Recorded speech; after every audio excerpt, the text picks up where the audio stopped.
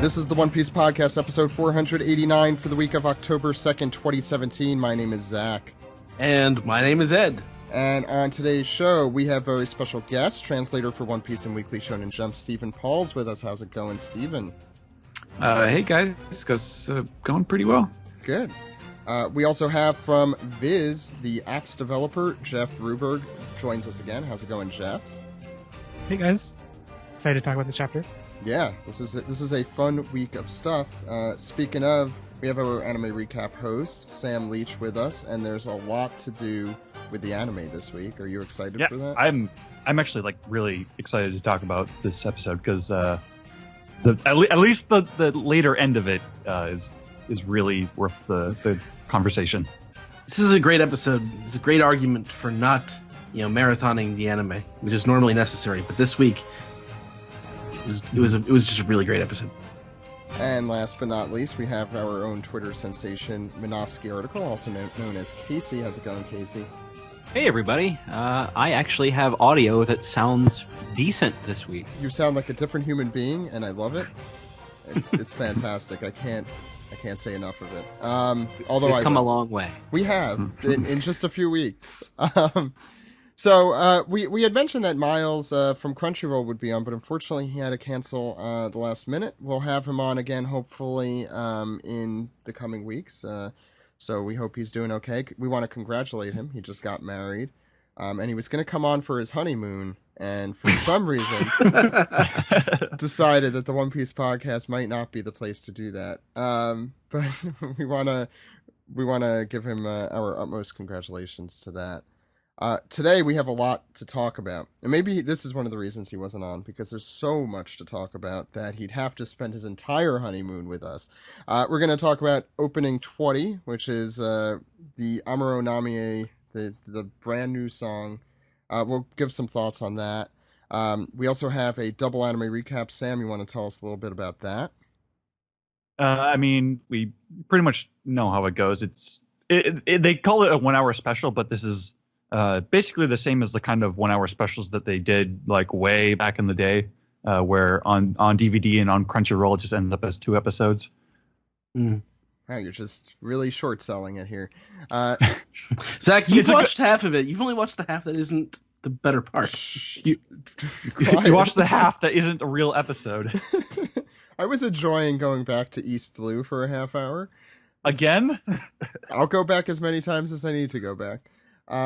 We also have our manga recap of chapter 880, and that's called Zero Escape. So that's probably going to go well. Looking forward to that.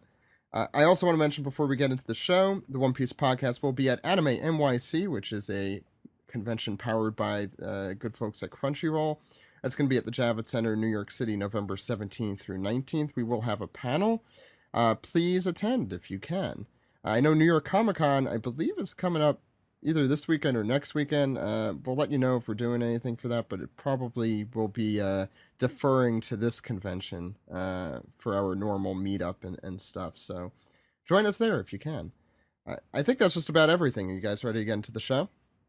Indeed.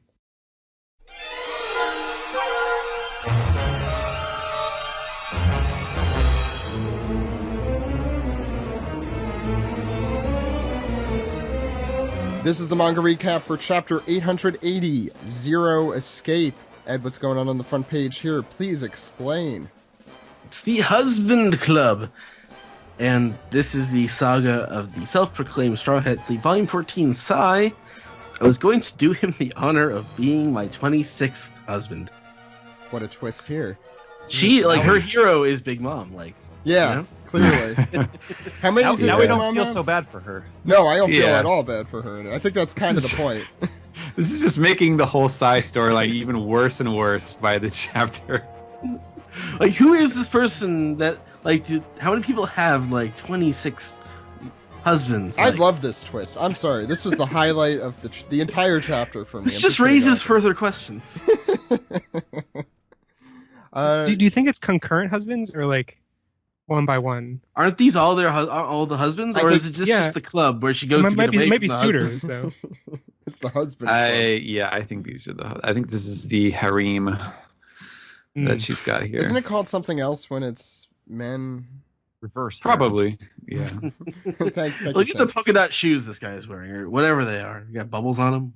What is that? It looks like the crocodile skin kind of. Yeah. Well, I I guess. I mean, maybe not the best drawn crocodile skin boots, but let's cut out of some slack here because look at that disco ball I just But love the- the husband club sign. and the decanters behind it. Always a good Fancy time. branding. Yeah, always a good time to use the word decanter.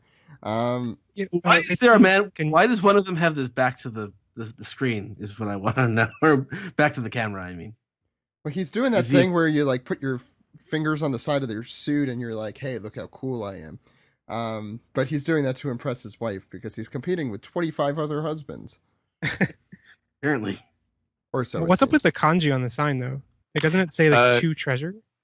Yeah, so that's the Niho, which is it's like this weird kind of I don't know. It was kind of like a running joke a little bit back in Dressrosa when he would talk about the Happo Sui army, as I styled them, means 8 treasure and then like water army. So that's why a lot of people call them the Happo Navy.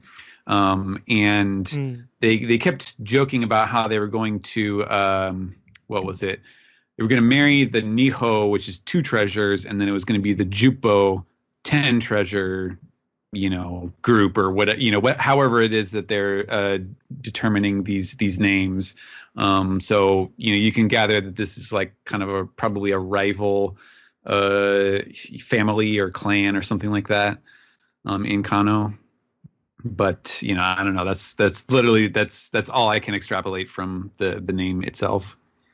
And for those who aren't, you could read this on Shonen Jump, either the app or the website, since we have at least 2 representatives who work on the manga here. We should probably mention that. At shonenjump.viz.com. Ed, let's start out the chapter. We're back on Chocolate Town, Cacao Island. And they're seeing Lady Pudding. She's riding in on her Arabian carpet, and she's got the Minister of Fluff with her, Lady Chiffon. And Pudding assures them, "Don't worry, everybody. Sister Chiffon wasn't involved in the rebellion, despite the fact that she's in chains. Anyway, the fault lies in her husband, Gang Bedge." And Chiffon gives her this sort of sidelong glance, and we get a flashback. She says, "I'm sorry, sister. We're going to say that I'm threatening you into making the cake." And she's like, "It's fine, Pudding. I know where I stand." It's an interesting. I thought that was an interesting line. Lady Chiffon, Minister of Fluff does not rhyme. And I'm going to blame you, Stephen, because I feel like you could have done something here. Sorry, this is the Minister of Fliff. I don't know what that is, but Schiff and Fliff. Fawn. Chiffon, Minister of Fluffon. Or Fluff. I don't know. All right, so we get the local official here. He's like, "Where can I even begin with the day's events? We've heard all the news, my lady. Your lovely wedding ruined by the assault from Straw Hat Luffy and Bedge's betrayal. Yes, but there's no changing that now. I can only imagine Mama's fury. Her rage and hunger are so great they could easily destroy the entire country. Is everything set up here?" Oh, wait. That's Pudding saying That's that. Pudding saying that, yeah. So she's asking if everything is set up here, and I'm not sure who is saying this, but it says That's the guy again. okay. It's as of 1 hour ago, Whole Cake Island sent 31 of its cooks to this island, and a member of the fucking Country Bear Jamboree says, "Poor lady put." Wow, I like glanced over this panel, but jeez, I love this guy. Captain of the Bear Jamboree. And a human peanut wearing a hat. It's Mr. Peanut. Come on. He doesn't have a. Sometimes I miss the peanut. I love Jeez. I love the diversity in species in this whole chapter. Mhm. Oh Good man. mustache too. But poor lady Pudding. She's here trying to fix everything, and it's her special day that's been ruined. Don't worry, guys. I got this. I won't let Mama destroy the realm. And everyone swoons all over. It's impressive. It's a pretty funny sequence right there. God, I did not notice the characters in that panel, and I feel bad that I did not notice them. What's next, Jeff? All right, so turning the page, then we have the introduction of the WCI 31, the Whole Cake Island 31 head chefs, who make their dramatic entrance, and we were joking about before, look like a bunch of reality show contestants and Top see chefs. them. This whole chapter, or this part of the chapter, reminds me of like a Top Chef kind of Food Network battle competition. Yeah, I was And getting lots of it's like the end Food of Wars Raiders of the Lost Ark. They're like, we have chefs, top chefs. And then Sweets Factory, Chocolate Town. I have something to ask you, good townsfolk. And Pudding makes her dramatic appeal to the people that baking is of the utmost importance to the survival of this nation. It requires incredible concentration. So I must ask that you do not peek inside the factory while we work, and that you allow no visitors to look inside either, no matter who comes along. That's not suspicious at all, because they all love her. Anything for you, Lady Pudding. Best of luck. All cheering because I guess she made that one cute face, and so they'll just accept anything she says. And then she, ponders herself. Good. Now they won't spot Sanji deer inside. And I guess so. I guess all this time we've been seeing the good pudding, and then she talks to the chefs. We're ready, chefs. Proceed inside one at a time. One at a time. That's kind of suspicious. Okay. And so then we see a chef come inside, and while he's single file all alone, Pudding slurps out his memory and takes out. Well, I guess I won't say that yet. Takes something out of his memory, and then we see inside the factory. We see the. Does the carpet have a name? Rabian. Yeah. Rabian. Okay. Rabian. Sanji's lurking inside Rabian, coming out now, and then he excited that he got through peacefully, and then Rabian thanks him for hiding. I don't know. Maybe That's Rabian a little Chiffon. much. No, that Oh, was, Siobhan. Okay. he said, "There you go." That's Rabian and his voice. I Oh, okay. imagine. Yeah. And then so we see that Sanji's saying, we don't have much time to work with this. So I took it upon myself to draw a blueprint of the wedding cake while it was rolled up. And Siobhan's like, you remembered it? Sanji's like, for the most part. And we see Siobhan's, what is Shackles. shackles, Yeah. that's the word. Yeah. She takes them off. Sam. I like that the chefs are momentarily confused by the one at a time thing, but once that's been established, they understand that, like Iron Chef style, you have to go in and dramatically introduce yourself once you're inside.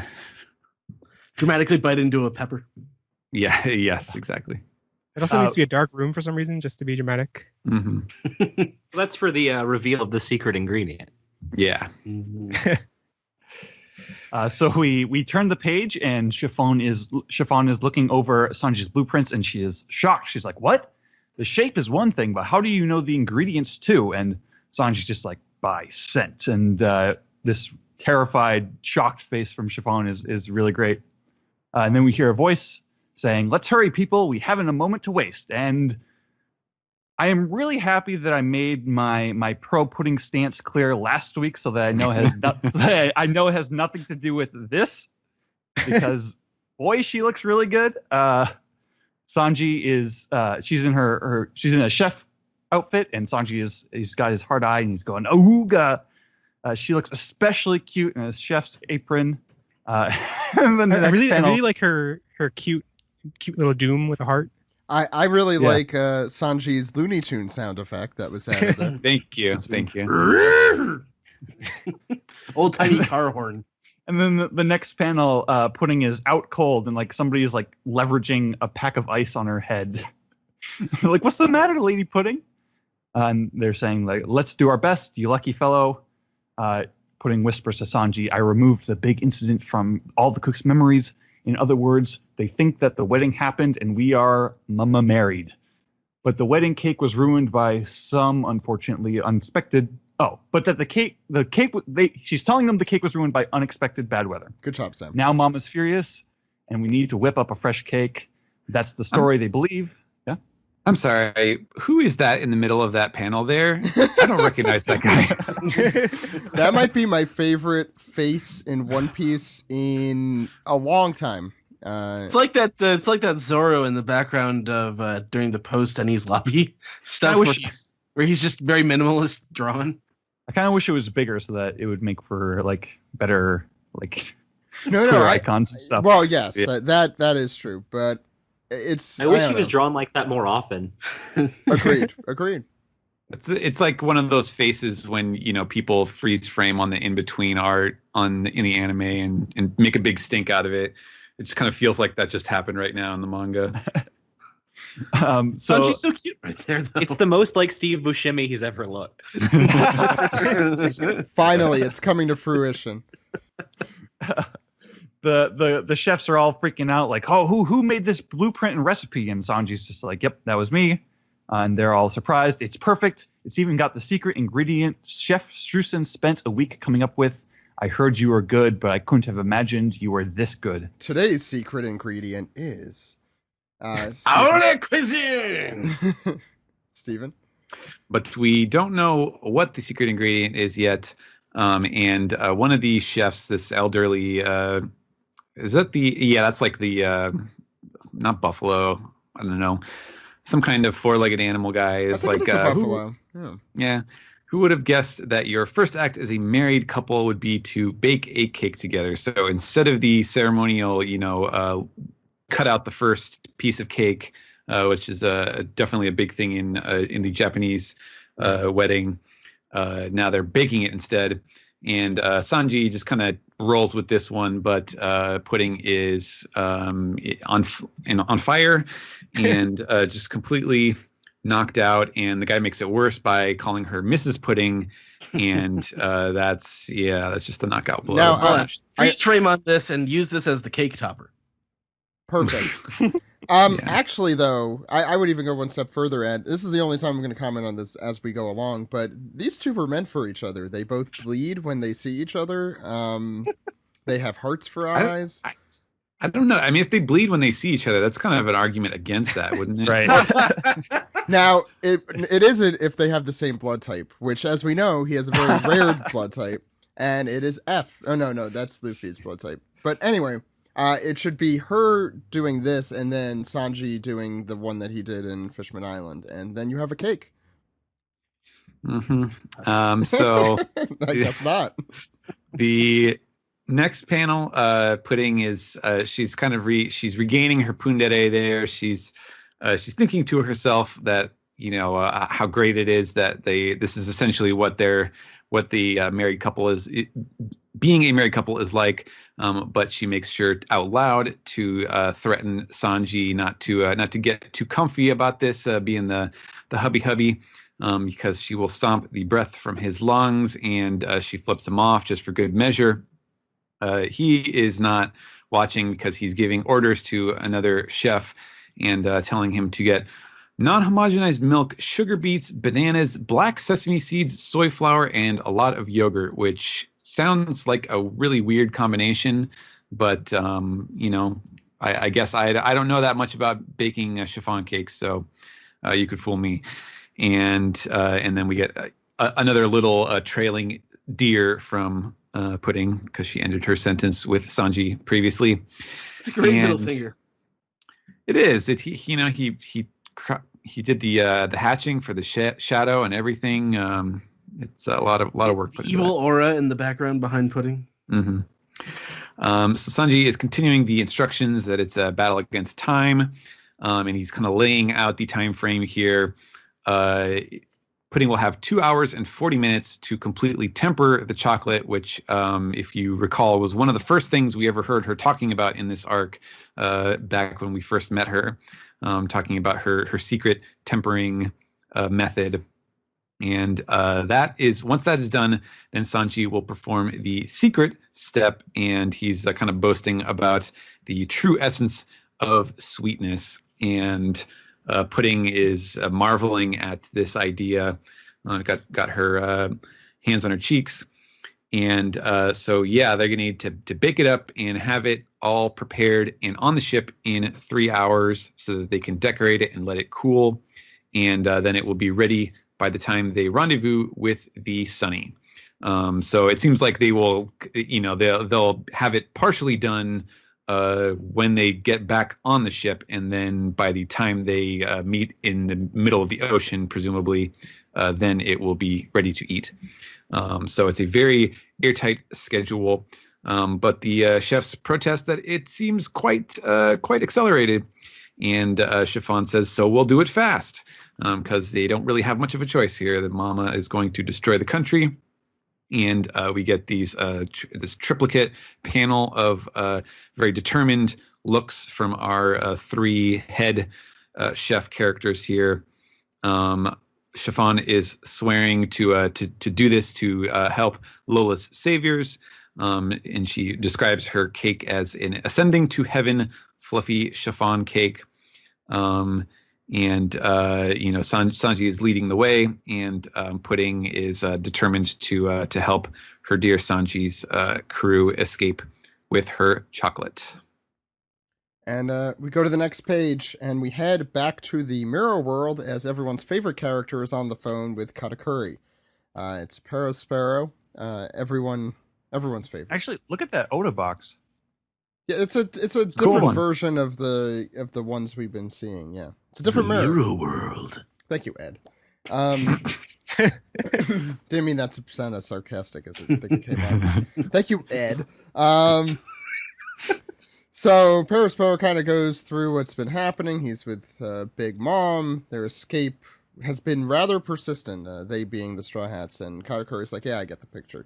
But Perospero's going to go on for another few panels anyway, saying that it was Pedro had a dumb way of going out. Did you hear that, Straw Hat? Taunting him, even though Luffy does not look like he's in a good place at the moment, as we know when we left him last chapter. And meanwhile, Katakuri's kind of trying to round things up here as he tries to wake up everyone's favorite Brûlée, not to be mistaken for a tree in the woods. As she suddenly wakes up at the sound of his voice, and he says, were you going to sleep there all day? We can't move any soldiers without you up and active. And Katakuri there just throwing in another verbal blow to Luffy, saying, look, you may think he was brave and that he saved his crew, but look at the poor state of their captain.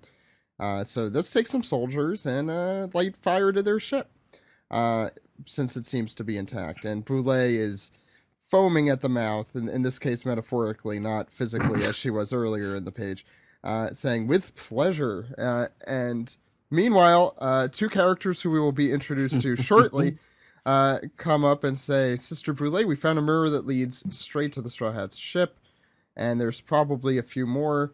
And she's like, very good.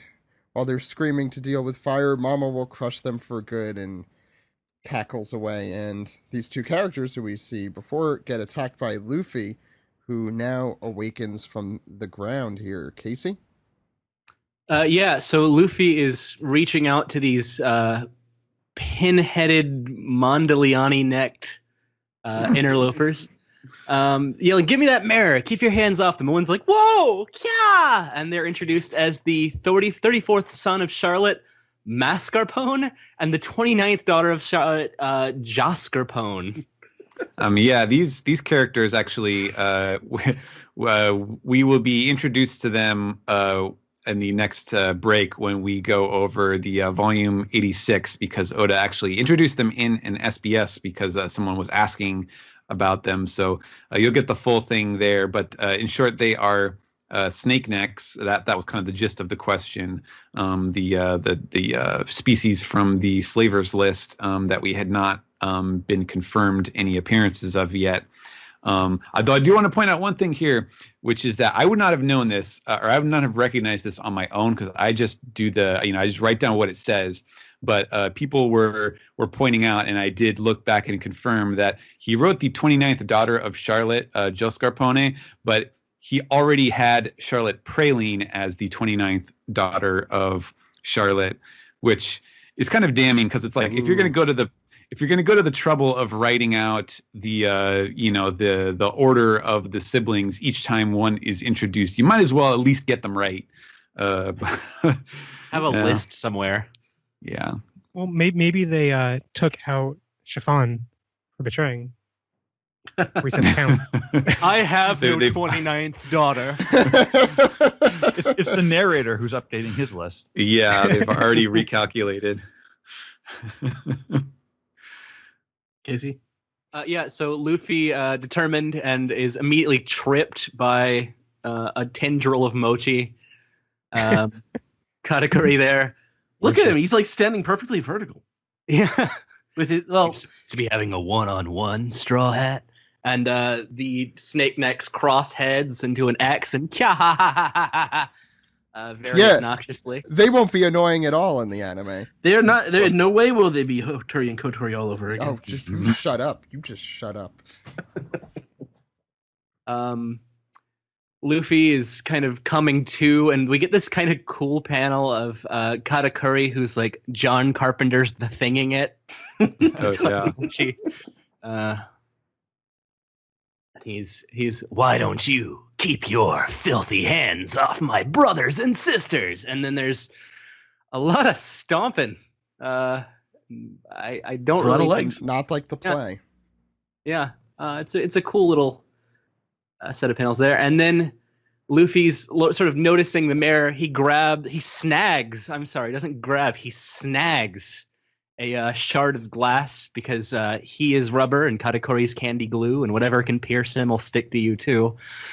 And he's just once again dodging, and then he's using that shard of glass to call out to Nami with the little time he has left. He FaceTimes Nami in the mirror. Has there been any explanation about like how small the shards have to be before they're not usable?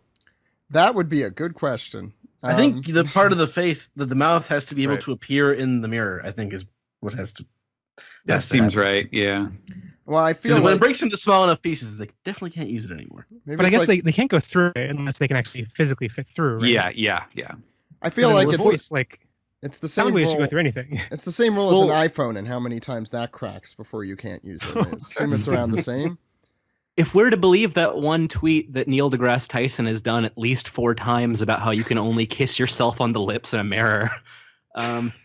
What? Yeah, I saw law that. of the reflection. You can only ever kiss yourself on the lips. For some reason, someone searched and Neil deGrasse Tyson has done that tweet several times. Always in the late summer when he's really thinking about smooching himself in the mirror. I mean, how could you not smooch Neil deGrasse Tyson on the lips? I mean, at sea, Totoland, and the Big Mom family, they're in pursuit, and Nami's yelling, "Jinbei, can you hear me? Someone answer me!" And Nami looks into the mirror and says, "Luffy, it's me. Are you all right?" Here comes another one, and we hear Luffy's voice from the mirror saying, "Are there still more mirrors on the ship, like in the boys' room or the bathroom? Break them, smash them all!" And you get sort of a interrobang from. Like we get Nami's shock through the mirror. It's actually kind of cool the way they do that. And so she asks Luffy, "What do you mean? How are you going to get back?" He says, "I don't know, but I'll find a way. I'll do something." And Brooke is freaking out. We need water. The room is burning. They're shooting flaming arrows through the mirror and cannonballs by sea. And look, these jokers, look at them. You got Brule, Mascarpone, and Jascarpone laughing their asses off and looking like, God, it's such an actually dire situation for the Straw Hats, and the contrast of these idiots laughing at them that's some good stuff right there. That's one of the reasons I hate Satori. Because as you might recall at the time, that was a pretty desperate situation, and it's just this really annoying guy just blocking the way. If you hate the characters, that's a sign that he's telling the story well, right? Or that they're annoying characters. All right. And Luffy fires off. He says, "Take this," and he gets whacked right in the gut. It's not Luffy's the second best time, right, where he starts to say he's going to do an attack and he just doesn't even do it, right? Like. That's because Katakuri can see the future. He could see 2 panels ahead in time. We know this. Yeah. What's next? And on the last page, Nami is she's wondering what is happening to Luffy, since obviously she can only see out of a little sliver of the mirror. And meanwhile, in the mirror world, the attackers are preparing a little raiding party to go through the mirror and just finish off the ship once and for all. And Luffy is demanding, he's like, smash them, he's commanding her to break those mirrors, because pretty soon all those forces are going to invade and he can't stop them himself because he needs to focus on Katakuri. And so Nami senses the dire nature of the situation and yells to the rest of the crew to rush around the ship and break all the mirrors. But before she can finish that, warning, Carrot up on the crow's nest says they've got trouble. There's no escape, and then we just get this enormous panel. Carrot is drawn in the wrong outfit. Is she? Yeah. Oh boy. Oh, This is from like the beginning of the arc, and the page before she's in her tea party outfit. that's the big cliffhanger of the chapter. How did she Yeah, change boy. her clothes? Yeah. Well, Okay. she's very fast.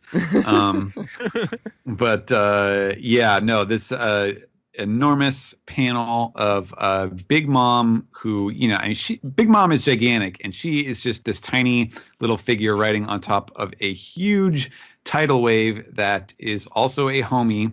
So it's like this mountain-sized tidal wave, and the perspective helps, but it looks like it's just about to crash down onto the ship, and there's just enough time for Nami to say, "Sorry, Luffy, because we might not make it."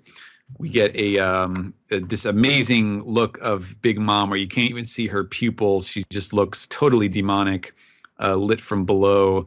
Like this, and Luffy doesn't understand what she is referring to, and then as a helpful nod to whatever future animation director, Oda just cuts to black with the boom for the last panel and the end of the chapter.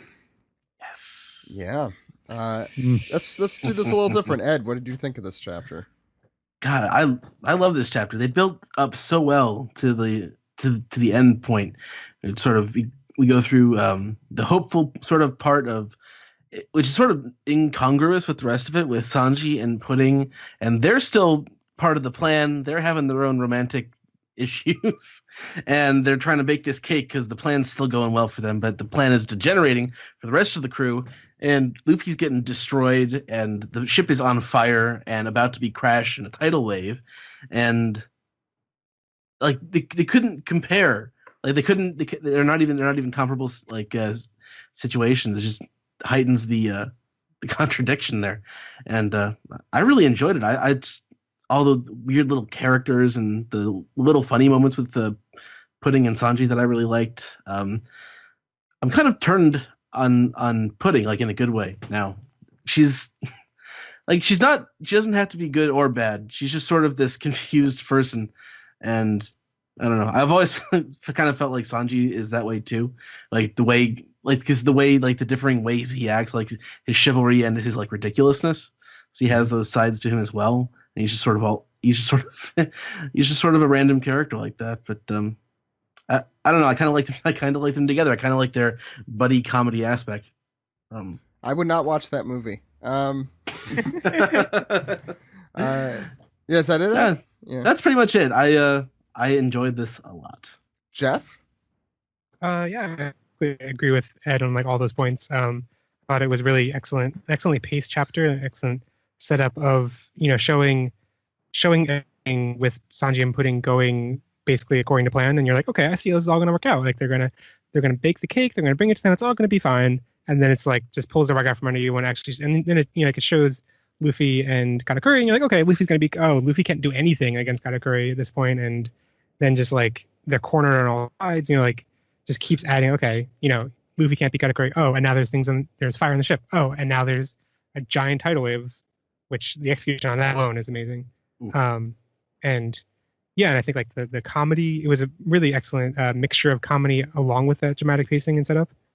And I was always pretty, I guess, generally positive to Pudding, but always kind of like wary and like, oh, I don't know how I really should feel.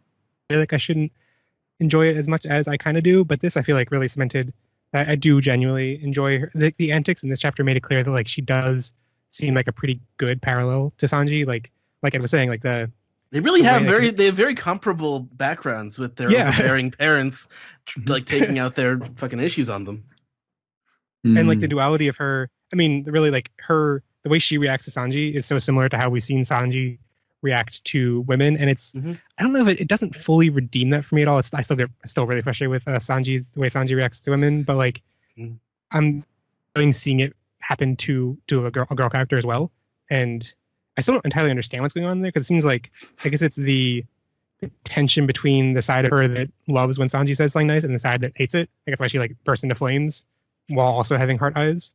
But I find that absurdity pretty funny.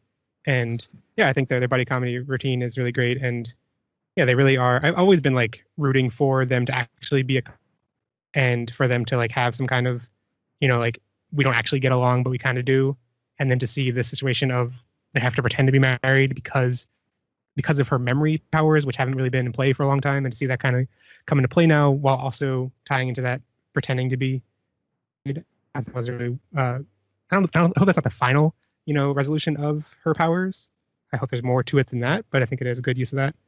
And Katakuri also is, I think, becoming a really effective, intimidating villain, having similar powers to Luffy, but also being 2 panels ahead, and also just like the really creepy ways, like having his like tentacle mochi arms. Like it's a really effective, like creepy twist on Luffy's powers. I'm really curious to see what they can do to have Luffy, basically how Luffy can evolve past that.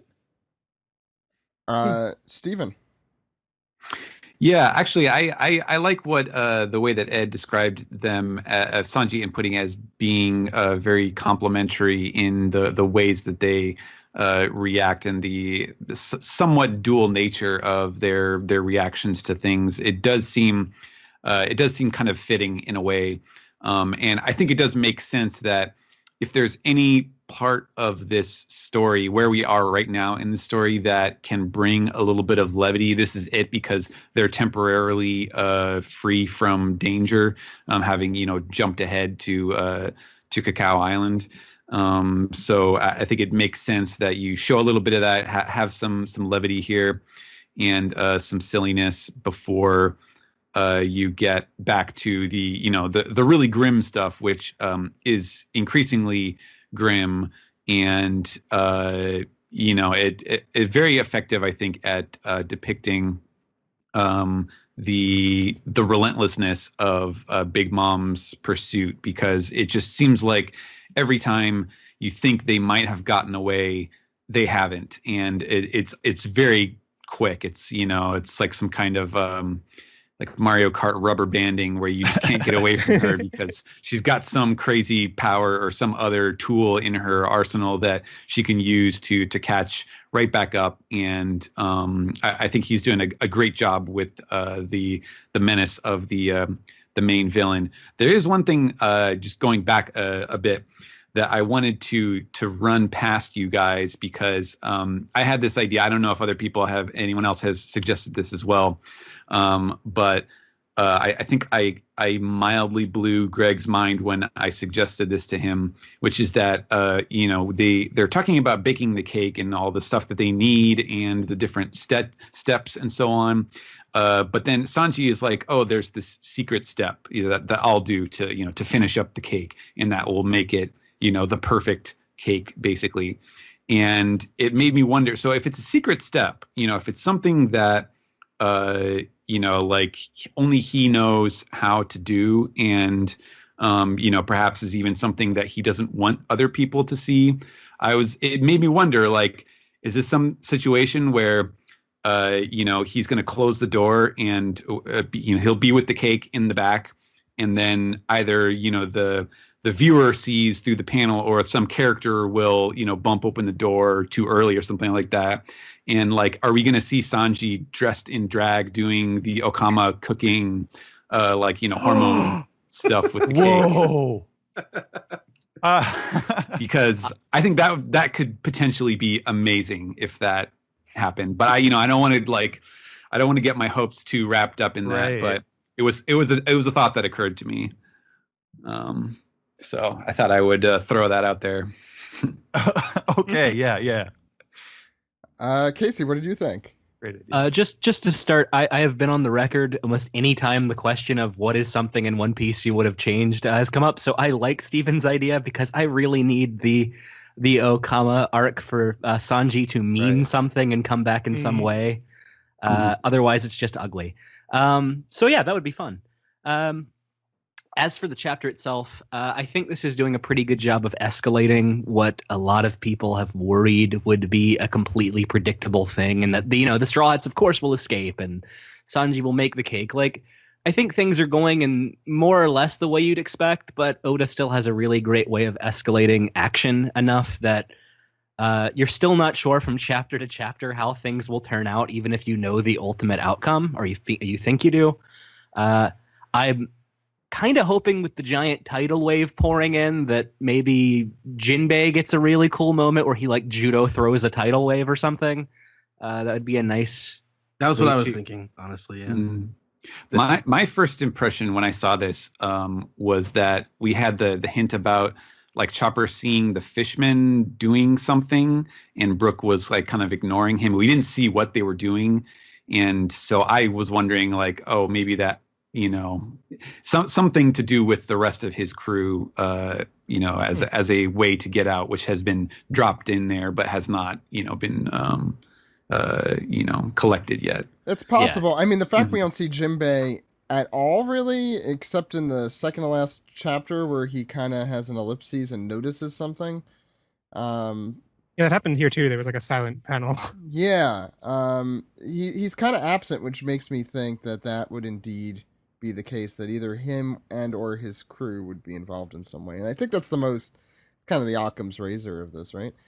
Casey, yeah, I mean, if he's joining the crew, he really needs a defining moment here, I think. I think he's had a few, but beating a tsunami would be pretty high up there. Yeah. I mean, that's like something we've only seen in the war at this point. Any other thoughts, Casey?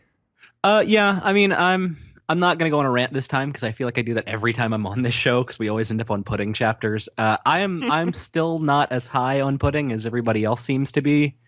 And that's okay. Like, I do think it makes more sense for Sanji to have a Boa Hancock type character than it did for Luffy necessarily, or for Boa.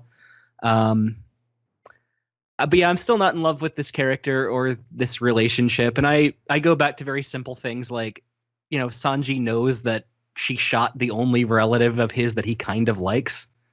But Sanji's going to be Sanji. Oda's going to be Oda. I'm going to let that go. And yeah, otherwise it's a fun chapter. You forgot to mention Jos Carpone and Mas Carpone. I'm just gonna keep going, Sam. I really love this chapter, and like the cliffhanger is kind of the thing tying it all together, and it works on like a lot of levels because with all the putting Sanji stuff like that and how it's happening in relation with Big Mom's chase of the Sunny and all that, like we don't really know how the time works on that necessarily. We don't know if everything with Sanji and Pudding is happening concurrent to stuff we've already seen, or if the chase is still going when the camera's not on the Sunny and all that. But it kind of doesn't matter because like once you come back, it's just like this. Because when I first flipped the page, like the way that I interpreted this tsunami is that it's like facing us, like it's like snuck up ahead of the Straw Hats, and it's like coming down on us in the direction that we're going, which it kind of you still get that feeling even if that's not literally what's happening, because you come back from all this other stuff, and the first thing you see is this tsunami that is just like completely way bigger than what you were ready to deal with, and the way that it ends on that black panel, which is you could say that's just like an easy dramatic way to end that chapter, but it also works because like it kind of invokes this feeling of like the line's been cut off or the tsunami has crashed and like everything's gone dark. Even if that's not literally what happens, it's still kind of the emotional story it's telling in this very moment. So I think that the way that this chapter is paced and like the way that it ends with that cliffhanger, I think is just really, really great. The Pudding and Sanji stuff, I think it just gets more and more entertaining. And I really like the detail where Katakuri is like telling Luffy to like leave his family alone, get your filthy hands off of my brothers and sisters. Like the way that I'm kind of approaching this arc right now is like it's almost like it's more about the Big Mom family than it is about the Straw Hats. Like this is about the Big Mom family and like how the Straw Hats affect them. And I love the sort of dynamic of like there's clearly like love in this family, but then there's also a lot of like toxicity that is at odds with that, and that's sort of why Pudding works for me so well. And is that it's like kind of it's like this toxic family that has a status quo that is now being kind of interrupted. And the just in general, just this portion of the arc where it's just like one thing after another with Big Mom chasing them and like everything. There's always one more thing. Like that's the kind of stuff that I love. Like I'm the guy who loved the 5 episodes it took for Luffy to get up that beanstalk. I'm the guy who loved all the like the false climaxes of Thriller Bark and stuff like that. And that's kind of how I'm enjoying this arc. Is like this is the Thriller Bark of the New World, and I'm enjoying it at least as much as that. It's actually something that I've been noticing throughout the whole arc, really, is that the underlying sort of theme, I think, of Big Mom's family is the massive amount of dysfunction and that it's not a well-functioning enterprise. Mm-hmm. You know? Like, she's got this weird dysfunctional relationship with her children.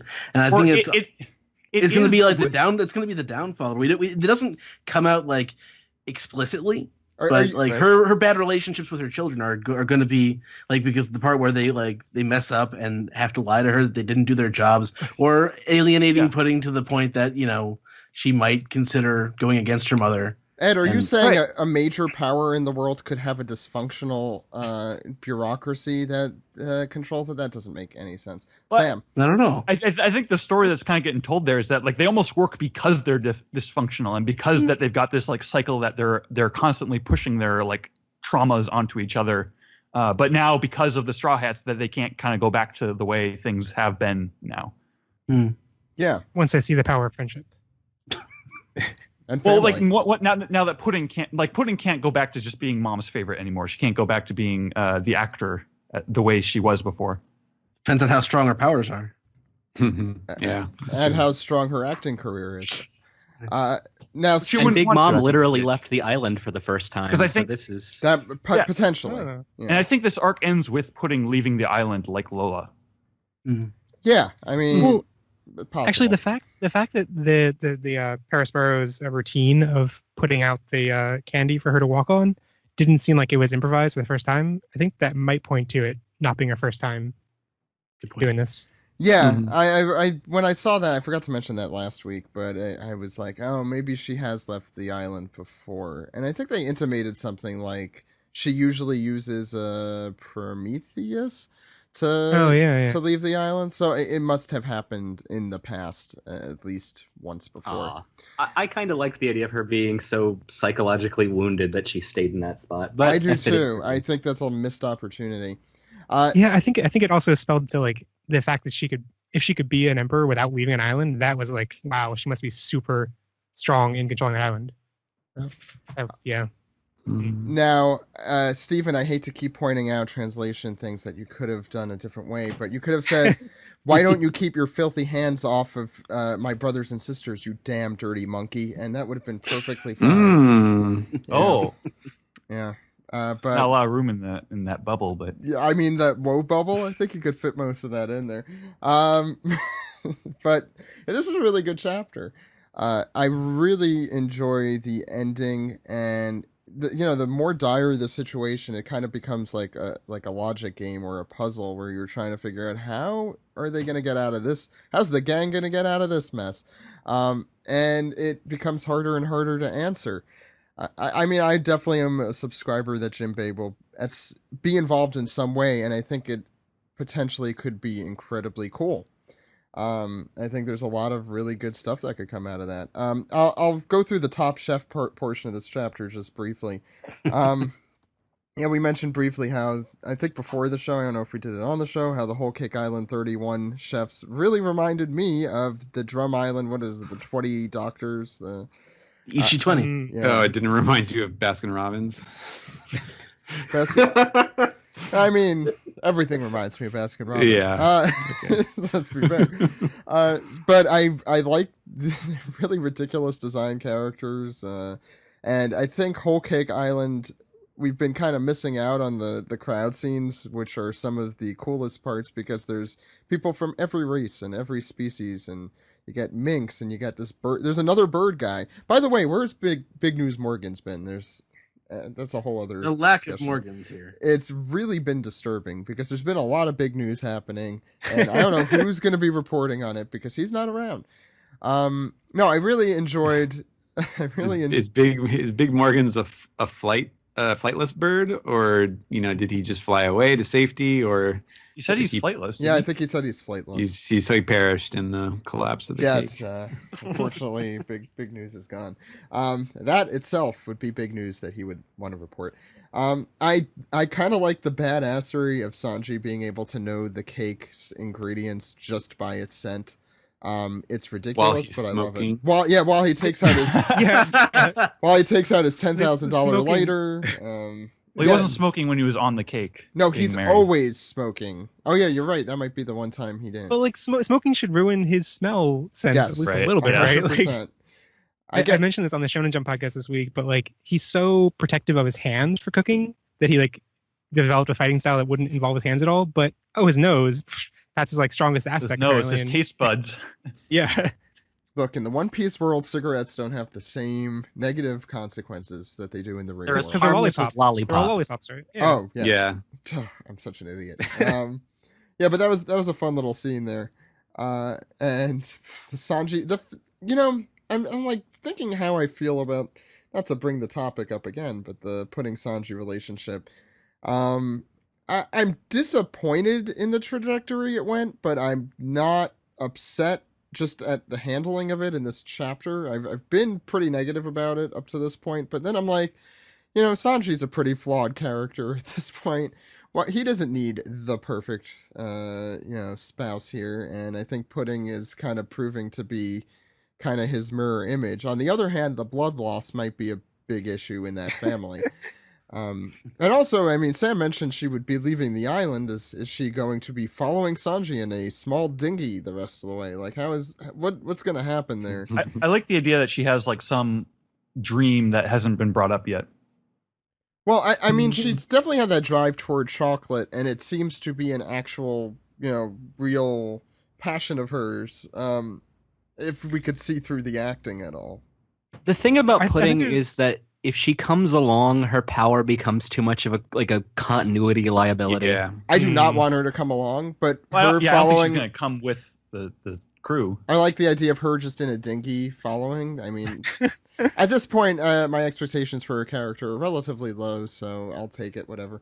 Her and Caesar are both following along. Oh, yeah, the two of them together. Oh, there should just be a crew of, like, the misfits who really shouldn't join the Straw Hats, but are kind of following them. Like the Stalker crew and Lieutenant Stalker. The problematic faves. Yeah, there you go. But I think there's a solution to the blood loss problem, and that's because she bursts into flame at the same time that she starts bleeding, so it would cauterize the wounds and would stop Sanji's bleeding. So they actually complement each other perfectly. Yeah, this is a real topic of discussion that I'm happy that I brought up. I'm also since we haven't really brought up the Katakuri Luffy fight too much. Luffy hasn't used his full arsenal of attacks, or even close to that at this point. Yeah, he hasn't. I guess he keeps trying to and getting knocked out before he gets a chance.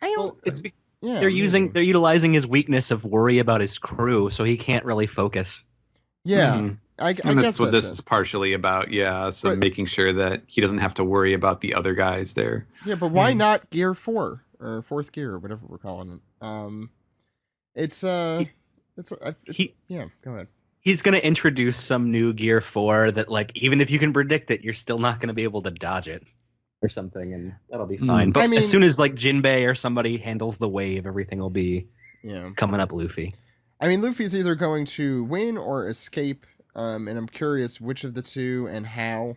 I think Luffy needs to have some sort of level up, for lack of a better word, especially before we head off to Wano.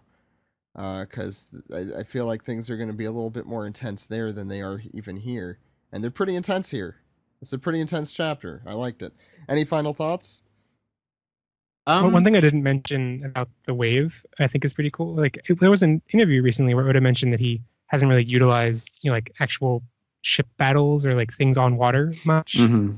And to me, that's what this reminded me of. And I'm wondering, especially if Jinbei's involved and the fishermen are involved, if this is going to have some more mechanics about like actually being on the ship and dealing with water, and the fact that actually there's no one on the ship now. Oh, there's Chopper and Brooke, the cameo.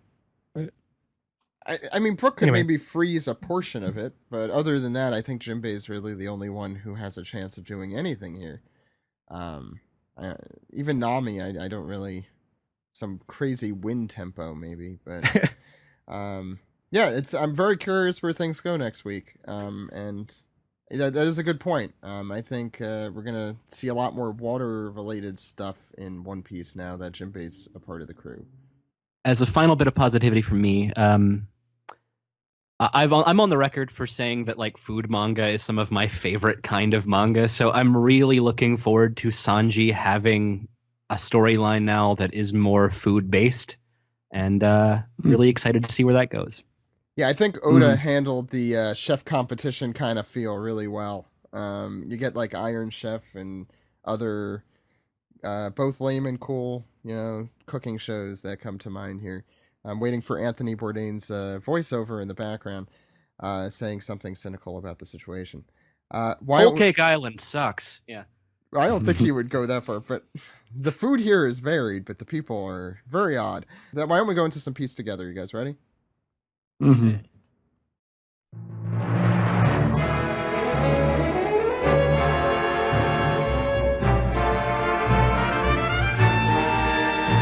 This is the Piece Together segment where we take your questions, comments, and theories. Let's start with everyone's favorite segment, Ed. This piece. As you know, you could comment with this piece on Discord if you were a Patreon subscriber. So please go to patreon.com/OnePiecePodcast, subscribe, and then let the mods on our Discord channel know. So let's start with everyone's favorite, Ash. This piece for this week is, during my research for inspirations for theories or Oda influences, I found that there seem to be a lot of them linked to Christian theology. A recent one I found concerns, I'm not going to pronounce this correctly, the Nephilim, usually translated as either giants or the fallen one. They are thought to either be offsprings of humans or angels, winged people, anyone? A race of giants, or space aliens, despite the Bible only describing them as heroes of old, men of renown. The various interpretations present them as evil demons. Sound familiar? Well, I am not personally super familiar with the New Testament, so I don't know if anyone could shed some light on that, or Christian theology. I just want to say anime really, really loves to use Christian theological imagery, sometimes for better and sometimes for worse. You get a lot of scenes of like crucified giant robots, not just in Evangelion, which is famous for this, but like a lot of 70s shows also like to use like Golgotha imagery and things. So I don't really know the specific example you're giving, but it's not too surprising if One Piece also has this. It does feel like a fitting place to draw from for like the giant related stuff, but especially I like the angels/aliens connection he's making here. Yeah, I think it's also worth mentioning too that like if you kind of take one step back from Christianity specifically, a lot of those elements are pretty common mythological elements in all religions. When Christianity obviously borrows tons from other religions that it has absorbed over the centuries, and just as other major religions do. And so it's not. I usually like take a grain of salt when it comes to like. What if? Yes. What if Elbaf has been on the moon this whole time? And the next question, Straw Pirate 9. It was the super knock upstream. the giant tree. They just climb the giant tree to get to the Yeah. That's it. Yeah. That's a better. You know what? No, I'm not even. Straw Hat Pirate 9 said that cliffhanger was intense. I haven't really felt fear for the Straw Hat safety since they got separated at the archipelago. Bravo to Oda's great chapter. Yeah, I mean, I don't know what if you guys felt that same kind of direness that we did back then. I think I didn't think of it as like like I didn't have such a visceral reaction in that sense, but like when I did turn the to the end of the chapter and saw that, I was just like, holy shit, are you serious? Like, man, the tidal wave now. It's the kind of like this string of events. It's like the kind of thing that's going to make the victory feel earned. It's like when you're having a really bad day and then more just terrible shit keeps happening to you. It's Why that's you would mention that on a day like today? Yeah, I don't know. Let's move on to Reddit. Okay. We'll start with John Garja, who wonders, why can some devil fruit users, such as Big Mom and Aokiji, use their powers on seawater, while others, Moria comes to mind, are unable to do anything, even saltwater adjacent? Well, I think in the case of Moria specifically, it's because salt as a purifying agent of evil is, I mean, that's kind of a folklore trope. So that, and that tied into the actual solution to his shadow powers. So that doesn't surprise me.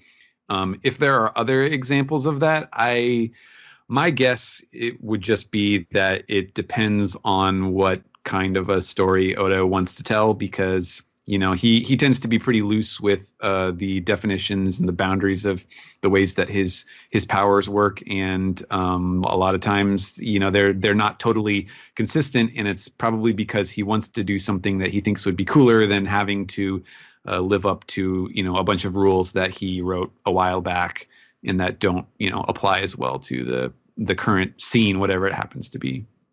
That's Yeah, I know that's not a satisfying answer, but it's One Piece. Not everything is always consistent, but things usually are pretty consistent.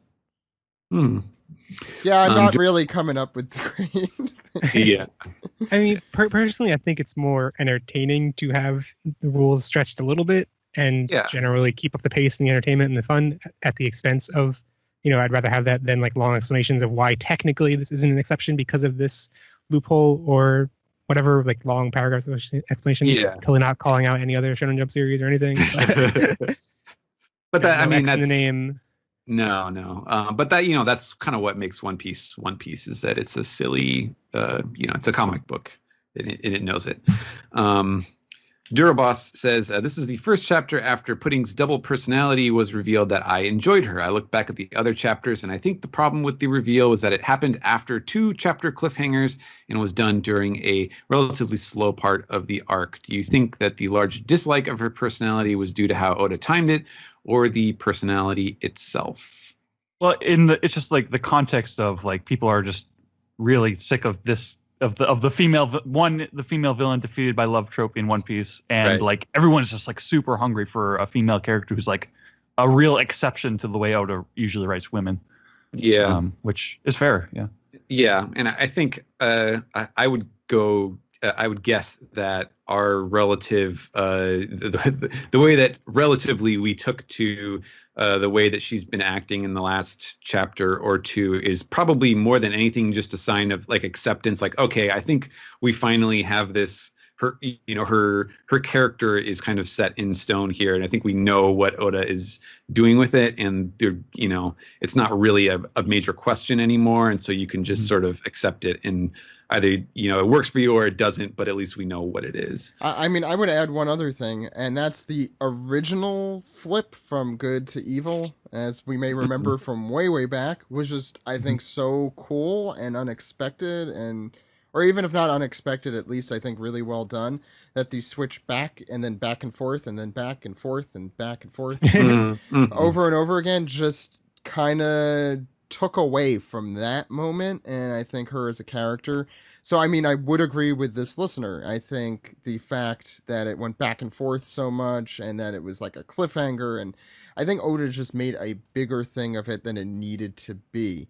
I think if you do that the first time, and then you kind of slowly, come up to this moment where we are now, I think it could have been handled a little bit better than it was, and I think that's kind of what detracted me from it. And everything else that's been said, the trope aspect of it, but I would have been less annoyed by it, I think, if it were handled a little bit more subtly.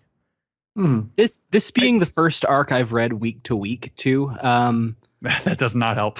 It does not help. But also I sort of got the impression with how Pudding was introduced to how she's been implemented from that initial reveal to back and forth to Oda now sort of just leaning in and kind of going, I was joking all along. She's just going to be both now.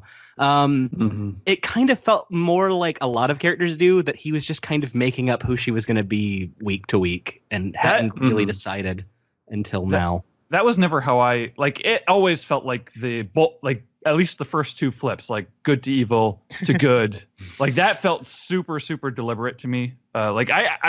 Speaking for myself personally, I like the execution like almost pretty much as it is. I think it's the context of like, you did this twice in Dressrosa already. Like that's what. Yeah. That like if Dressrosa were better, I would have like zero complaints about this at all. The thing is, like, I said this during the chapter thing too. Like, I would have had an easier time with this if it hadn't already happened with Boa. But I think that Sanji having a character that this happens to makes more sense than it did with Luffy. Mm-hmm. There's something else I was going to say. I don't even know. Yeah, Go ahead. I think a big part of it is that like all you guys have been saying, that like it fit in like a moment, at least in our discussion in the West, that like, or at least the community that around One Piece podcast and stuff that I see, like everyone wanted a character kind of like what Evil Pudding turned out to be, and wanted to add that kind of diversity to the lineup of female characters. And then like we got that, and we're like, oh great, and like we saw it coming for so long, and then it was like taken away again. Like so it was like, oh great, finally. Oh no, okay, yeah. Yeah, I think it's definitely the week to week thing, and it's a cop out answer, but when I marathon this arc, which might be a little while from now, but when I do, I think I'll have a better informed opinion about Pudding. Might not necessarily be a better opinion, but I feel like it's hard for me to judge this week to week because it's been such a pendulum swing back and forth. Well, especially when you're in the weeds and you have to talk about it for 2 hours every week. Welcome to my life, Casey. So on panel 3 and page 42, there was this one thing that Pudding said, and then there was, I made up a thing. Guys, I mean, Jeff, page 42 is a completely different manga this week. Are you even? I mean, come on. Yeah. Well, it is Food Wars, so it's basically what we're. I mean, yeah, that's true. Covering. We'll move on to. I'll actually read these two questions together since they're kind of related. Fierce Alchemist says Katakuri versus Luffy is reminding me of Ace versus Akainu in terms of fighting a similar but superior devil fruit power. How does Luffy overcome this barrier in a way Ace couldn't? And then Rail Love Pie has a suggestion. After watching videos and reading articles about mochi, I am guessing Luffy will use steam to beat Katakuri. Mochis are made by steaming a special kind of sticky rice and breaking it, and they beat it using a hammer and water to get the right consistency. The more you beat it, the stickier and tougher it gets, so Luffy can't break him by just punches. But with steam, mochi gets softer and can even melt.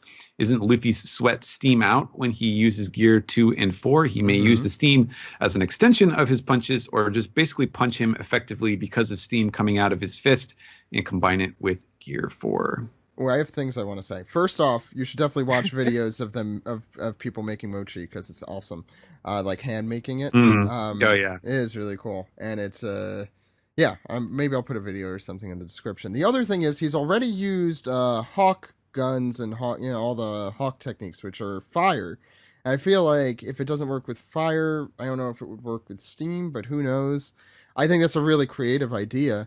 I just don't know if that's how it would go. It's not just the heat, right? It's just like if it's steam, I presume that heat Water isn't enough. So it's moisture. Yeah. That's true. That's a good point. I don't know. There's just something. There's just something about the thought of like Luffy creating steam with his body as a means to beat it. It's like some kind of weird poison power or something that just feels a little icky to me. I don't know.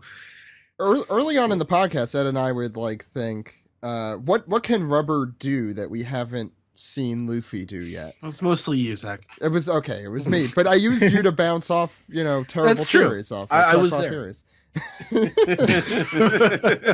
the time, vulcanization was like the big thing, which is, I guess, kind of Gear 4, using that armament hockey to kind of, intensify the rubber.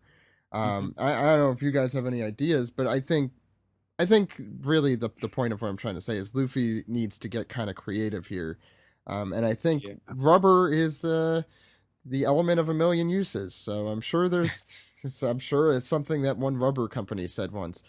So I'm sure there's something that we could see here. Yeah, I think the Yeah. steam, like it's like I think the steam makes sense as a like dramatic, like showing how much his body's heating up while he's doing whatever to his body.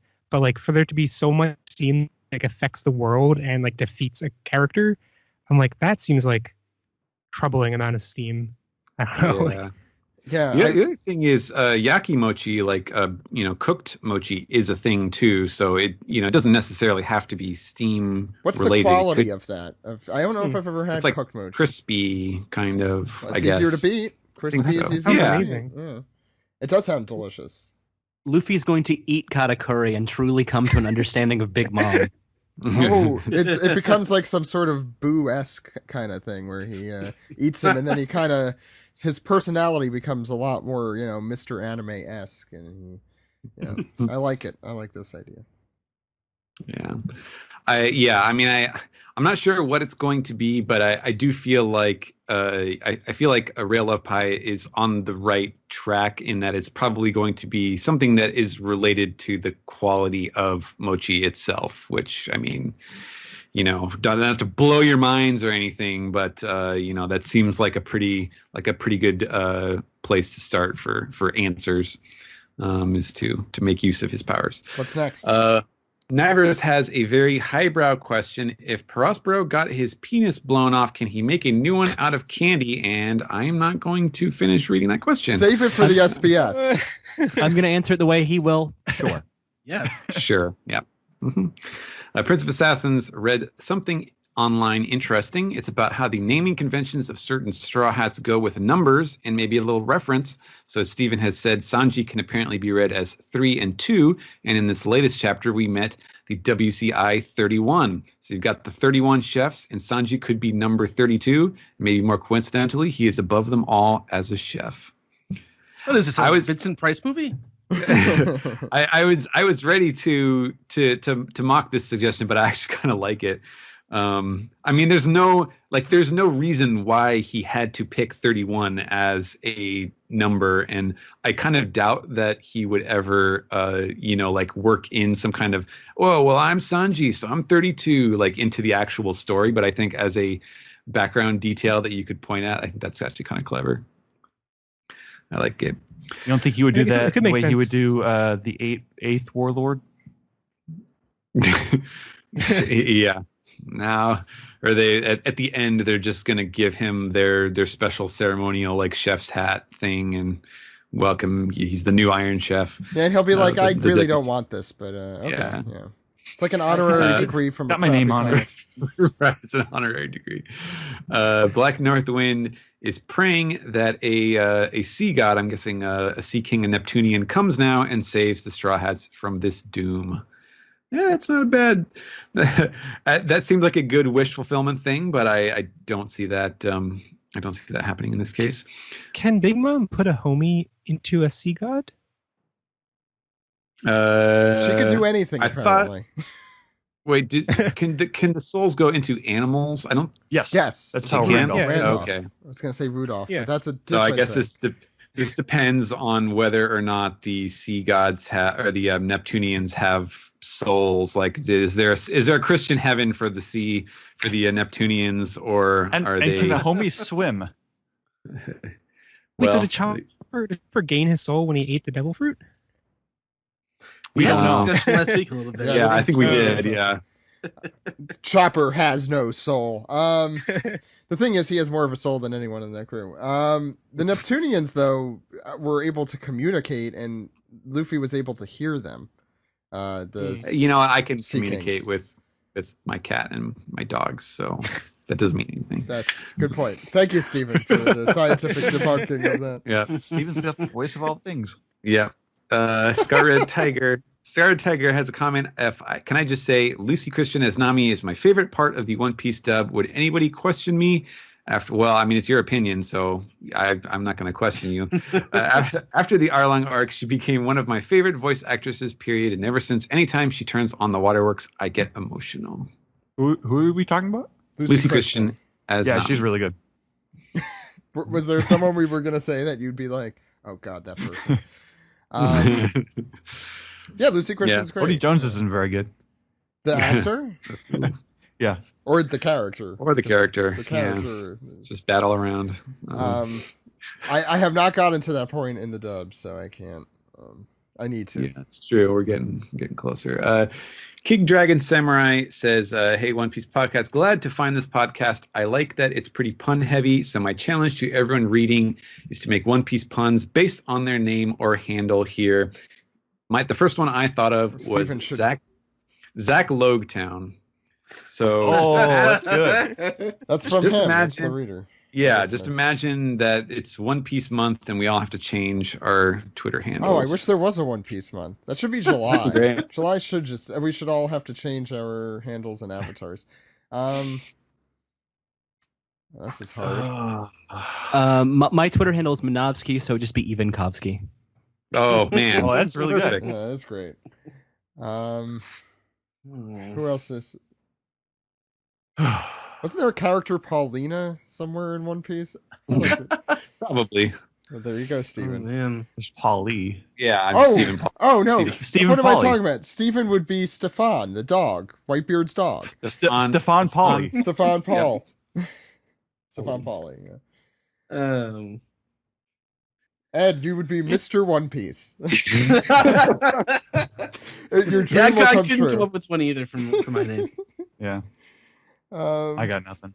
Sam. Lucky. Apparently, oh sorry. Oh, go ahead, Jeff. Apparently, seems like in German, Zeph is Jeff. Nice. Whereas this Opiki in German is. All you gotta do is eat your legs now, and be set. Yummy. Steven, what's next? Right. Dixie Mori wants to know what real world jobs would make these Straw Hats the most miserable. My job. Doesn't sound like fun to talk about. Yeah. Your job is the antonym of adventure. Is that what you're saying? It 100% is. Oh my god, it really is. I mean, Luffy would hate any desk job, right? Yeah. Yeah.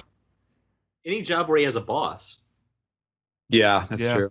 Oh my god, Luffy would just fail in the modern world. Trying to think of like what he would do well besides being some sort of like nomadic sea captain. Yar. Exactly. What job was he given by Oda? Oh yeah, wasn't this SBS question? Oh yeah. Well, I forgot what it- not the worst jobs, but yeah. Luffy has a best real world job. Yeah, it was like a few Somewhere. dozen volumes ago. Wait, yeah. I can't remember. why don't I quickly go through the Straw Hats? Say the job they would hate the most off the top of your head. Anyone who could get there first. If you say no one, I'll go to the next one. All right, so Zoro. Navigator. Pathfinder. Yeah. Yeah. Navigator. No, the one he'd be most Scary. miserable is Well, different no, than worse. Yeah, he could be a navigator and think he's doing a good Yes, job and be perfectly exactly. happy with that. He should be the voice on everyone's GPS. Please, Chris Sabat. Please make that. Oh god, I would Isn't so that- buy that. I swear, didn't they have that in Japan? I think they did. Because we talked about this, but it was all the Straw Hats. But I think we commented how Or it was bad like an idea at least a it would be couple for of Zoro. them. Yeah. Yeah. Nami. Charity work for a nonprofit. Perfect. I was thinking the same thing, Casey. Let's see, Frankie. Oh, a Christian conservative, anything. Because he's a pervert, you see. He would have trouble with any job that requires pants. So most jobs. Yeah. Don't you hate pants? Chopper. Also, you'd hate being a protester for anything that's like Frankie? opposed to weapon making. Oh no, but he'd be a great protester on the other Yes. side. Yeah, I mean he'd Yes. be a great just like a hippie protester of any sort. In this, he would have done great in the late '60s. Is what I'm trying to say. Yes. Who did I just say? Chopper. Right. Something in the heat. Living in a Alternative petting food zoo. supply. Oh, a perfume tester. Oh, good one. That's a good callback. as either a professional tester or a Procter and Gamble test animal or Ooh, something. that is Horrible. terrible on many levels. That's I feel bad. I just said that. You are right though. He would hate that. Brooks would be plus size model. Yeah, he would be bad at that. Sanji. Boxer. Yeah, I was trying to think of something where you had to use your hands. Yeah. It's a pretty good one. Right, to fight though, specifically, because probably what if you were a keyboardist or something? A wedding Photographing DJ. male models. Yeah. Also great answer. Or drag like a models. doctor. Who have I not? Robin. She'd get to be a historian, but it would be on like a History Channel pseudoscience show, like Finding Bigfoot or something. I love it. Not saying it's the Void Century, but it's the Void Century. It's the Void Century. Who did I'm missing people here? I said Nami. What's that Jinbei? I was about to do Jinbei if I got Usopp. through We it. didn't do Usopp. He hasn't been around in the story in a while. It's easier to forget. Usopp. Anything where you have to tell the truth all the time. Yeah. A polygraph tester. Well, that's that's how you know where it's working is if it goes off. Yeah. Yeah, he would do well at that job. Oh man. Or a nonfiction writer. Yeah, I guess. It's a tough one. Jinbei? Jinbei. Something in the desert. Yeah. Yeah. He's pretty good at everything he does. Mhm. The reason I like Jinbei. I feel like he would do great at a desk job too. Like, out of all the Straw Hats, I feel like he'd be the most okay with that. What about Caesar Clown? He would be bad as a. I feel like he's too honorable. He would be a terrible Trump administration candidate member. Because he's so He would get confident. fired immediately. Yeah, that's true. I mean, wait, wouldn't Caesar be? Caesar's great at wasting people's money. So he's very, what the Secretary of Health and Human Services right here. Really, most of the Trump administration. So Caesar, Caesar wasting his money on private flights. the next It was question. for my honeymoon, you see. I was just reunited with my heart, and I thought we should have some time together. Caesar Clown, Health and Human Services Secretary. Yeah. What's next, Stephen? That was fun. Don Lufione wants to know, do you think Gear 2 and 3 are now not much use against the strong enemies? Don't get me wrong, I love Gear 4, but I would really be upset if Gear 2 and 3 were completely useless against the upcoming opponents. I mean, I think if you want them to be the knockout blows, then yeah, you'll probably be disappointed. But I mean, he still uses that stuff all the time, doesn't he? Mm-hmm. For various it's just scenes. very fluid in his set of moves. Yeah. So he doesn't even need to do a thing to be Gear Second. Yeah, he doesn't anymore. say it Exactly. anymore. Yeah. Which is sad because I love that pose and the whole thing, but it's fine. The law of Shonen Jump escalation kind of says that unfortunately you can't go back and beat people with like the old finishing moves. You have to keep going forward in some way. Yeah. Well, the part of the fun of the series is seeing what crazy new move comes up next, and you can't do that if you're sticking with the classics. So. And he keeps using them, right? So like it's not like you don't get to see it anymore. They're just Right. not as dramatic when they appear. Yeah. Right. Like even the Hawk stuff, which was used to beat our favorite Hody Jones, kind of just has been used part and parcel through this whole arc. Mm-hmm. All right, last comment from Brock Levy 115, who says, I have a theory that when Big Mom eats the cake, not only will it stop her crazy cravings, but the cake will be so delicious that it reminds her of her favorite day, her 6th birthday. This will trigger her to remember what happened during her eating blackout, but it will use this to show us what really happened, that it was just made to look like she ate the children, but I could see Oda trying to trick us. What do you guys think? I would love it to actually make her remember that she ate the children. Right. Yeah, either way. I mean, I think that's a pretty good that's a pretty decent bet, I would say. I'd give that one good odds that it will remind her of that that birthday. I mean, it would basically act as Ed's taunt to her. Your mom's so big that she went to an orphanage and then she ate all the children in the orphanage. right. They had to close And they had to close down the orphanage. Okay, that's it for Reddit. Yep, that's it. Okay, Ed, it's time to Piece the tweet. time to piece the tweet. Ed, what do we got on Twitter? First one comes from Mikey Pirate, who says, "So last week we finally saw Pound, but what happened to Diesel?" I We missed need a that, narration for that. Well, Diesel's not saying anything because he's not because Diesel's dead. Great. Yep. We love you, What's Big next? Daddy Cool. He got a big old helping of diesel nuts. Wow. I'll write that down. But, you know. Sniper of my heart asks, the WCI 31 remind me of Wapol's Ishi 20. Clearly the solution is to make Whole Cake Island bloom. So wasn't really a question, but thank you for your contribution. Well, no, it could be like those little cake flowers that are on birthday cakes, though. Nobody wants. I mean, maybe some people do want to get the piece with all of the frosting flour, you know. Mm-hmm. You know, maybe WCI 31 is the secret ingredient, and then that would really remind her of her orphanage days. Certainly. I Now imagine- that's a way to remind a kid of their cannibal birthday party. How did you know my Birthday favorite? party. How did you know my favorite ingredient? God.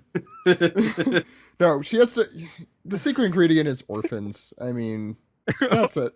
Unless the whole Cake Island 31 are all orphans, then that works well. That's how they select them. What's Mhm. next, Ed? Okay, next one comes from the Polecat, who says, "Can anybody on the Sunday use the gown cannon? If you had the choice between a coup de burst or the cannon, how would you escape?" Well, one goes in the wrong direction, so I think that's the problem because the cannon, I think, takes you backward, which on a ship is something sometimes Well, useful. We've only seen them use it that way, though. We've never seen them fire it or anything. Like, Yeah, what? but they're facing the wrong direction anyway. I Right. mean, they'd have to very quickly turn about and then fire a cannon into the center of a tsunami. I want Jimbei wielding the Sunny like a bazooka. Is that so much to ask? Yes. That's pretty good. That happened at the end of Impel Down, so although I don't think the log really survived very well, I'm trying to remember how he did that. They could shoot through the tidal wave. We've all seen Ennius Lobby too, where that happened. Well, yeah. Well, no. Agua Luffy and Laguna, Zoro. isn't that? Yeah. Mhm. It was Luffy and Zoro. They are not here. Hmm. Well, Jinbei, Right, I'm right. sure. I'm sure Jinbei today is stronger than Luffy and Zoro were then. Probably. Yeah. All right, next one comes from Dr. Sim Adoku, who says, "Did you see the panel where Sanji's face is drawn funny? Oda is human after all." Yes, we had some fun with I that. think that was on purpose. Is that ridiculous? Well, they were kind of being like weird and lovey-dovey, but not like towards each other. They were just sort of being like stupid faced in general. You know what I mean? Like I they're think, just I think he was like he was so shocked that she was being like kind of returning Oh. the affection a little bit. I think that That's rare for him.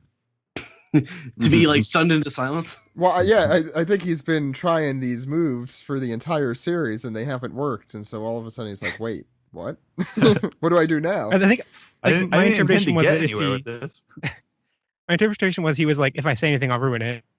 Like, I just need to be silent and accept this, observe it while it happens. I like that inner monologue. Yeah, I'm a fan of the idea that Sanji has just enough game to chat somebody up and then has no idea what to do once you've got to that point. but also his game is just awful. I mean, Yeah, to it's be very fair. weak. Yeah, he thinks it's good. All right, next one comes from Killerfly, who says, "Hey, One Piece Podcast, why the Perospero hate? Hashtag best Whole Cake Island character. Hashtag long live the Candyman. Hashtag Perospero for Straw Hat. Hashtag JK with the last one." Yeah, this guy. You do likes- you, man. Okay, Hey, do any of us like Parasparrow?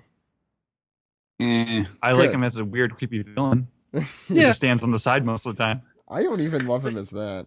it's better than being a boring villain. So So he's a I- monologuing villain, which I really don't like. But I like his laugh. eh. I mean, I understand like why how he's his- there. I I like how he appreciate made all the Pedro hashtags, sacrifice though. Yeah. All right, next one comes from Adnan IC07, who says, "Do you think the Vinsmokes will reappear in the Whole Cake Island arc? If so, what role will they play?" I know we've answered this question recently, but we have some different people on the podcast this week, so I figured we'd get their opinions on it. Oh wait, I got it. That's how the tidal wave will be broken. They'll just smash their way through it somehow and save everyone.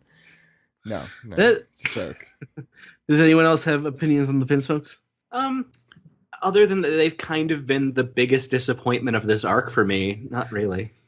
I think this is a theory. I think that just as things are winding down with Big Mom, I think Vegapunk is going to show up as like this big like post arc surprise, like kind of like Kuma at the end of Thriller Bark, and he will interact with the Vinsmokes, and then the Vinsmokes will go to the Reverie. It's too late for them to get to the Reverie. I can't see that happening at this point. Because isn't they it have happening they have now? flying shoes. They can just fly over the sea on their Science. No, but they And also we don't have a little- definitive like timeline for like when the Reverie they is. do we? use snails though, the slowest mode of transportation. They have jet shoes. It's going to go across the sea. Maybe to- Vinsmoke can, or maybe Vagabond can. Vagabond, right? Yeah. Maybe he can teleport. Vegapunk. Vagabond is a series, but yeah. Samurai manga by Yeah, Takahiko yeah. Inoue. I knew that it didn't sound right. It was right, just wrong. Yeah, It's the wrong question, right answer. No, opposite. Okay, go ahead. All right, next one comes from Ice Rider 50, who says, "Hey guys, just wondering, where do you guys read the latest issue of Jump when it's released? I usually read it on my way to work." So physically, where do you read it? I'm at work. Like Yeah, I me get too. to work. I'm at work by 7 a.m. Central Time, so It there's comes- nowhere else for me to be when the chapter comes out. Usually comes out like noon Eastern time, so Yeah. work. I usually go out to eat, so I'm like usually in my car or in a parking lot reading the chapter on my phone or something.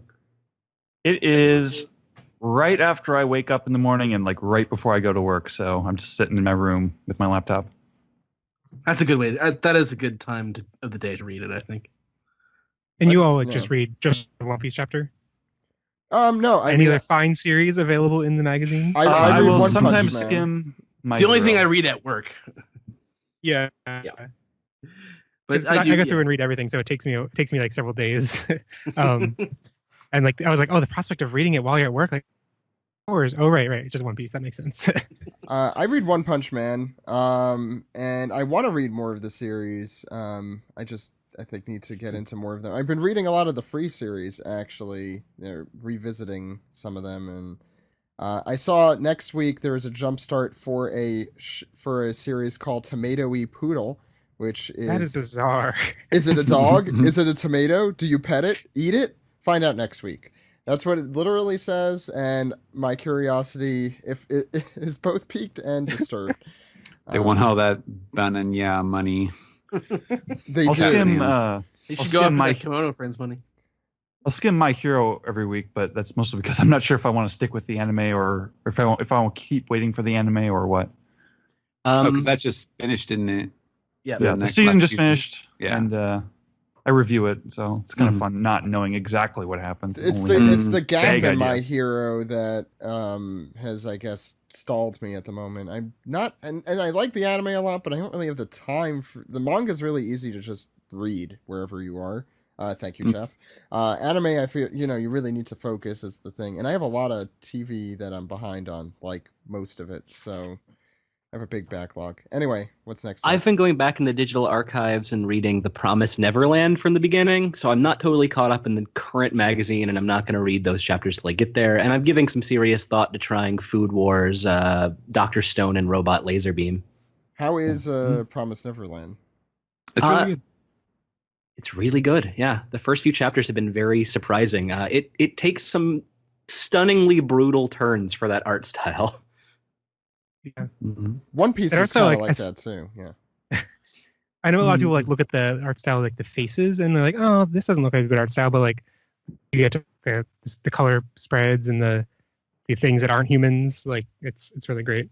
I think it's some of the bleakest manga I've ever read in Jump. They learned from Yeah. Attack on Titan. Yeah, I mean, Yeah. it definitely, Oh, it does owe, I think, a somewhat of an aesthetic debt to that, just with Well, the man, way the story is set up. Because that first chapter, like it because I don't think the series necessarily intends to do that. Like it feels like an editor like stepped in and is like, make it more like Attack on Titan in places. Like that the way that first chapter ends is just like straight up Attack on Titan. It's like the way that I think it's a far prettier comic than Attack on Titan. Yeah. Well, that That's is not- setting the standard at the lowest bar possible. But let me tell you, it high jumps over that low bar. So That's no, I'm well aware. Attack on Titan has good things going for it, but the art in the manga, I don't really think it's one of them. I will prepare to get your hate mail. Ed? I don't think anyone's going to send you any hate mail over that one. Well, you'd be surprised. Giovanni asks, so Pound is somehow getting into that sweets factory. It'll be interesting to see what Oda will do with him. He's going to be the one providing the apple juice to go along with the cake. Or drinking the apple juice. Yeah. All right, next one comes from Carson Anderson, who says, if Bartolomeo could go Gear 4 and teamed up with Luffy's Gear 4 against Katakuri, who would win? That is the most stupid question I've ever heard. Is it like a glass shaped like Gear 4? I don't know.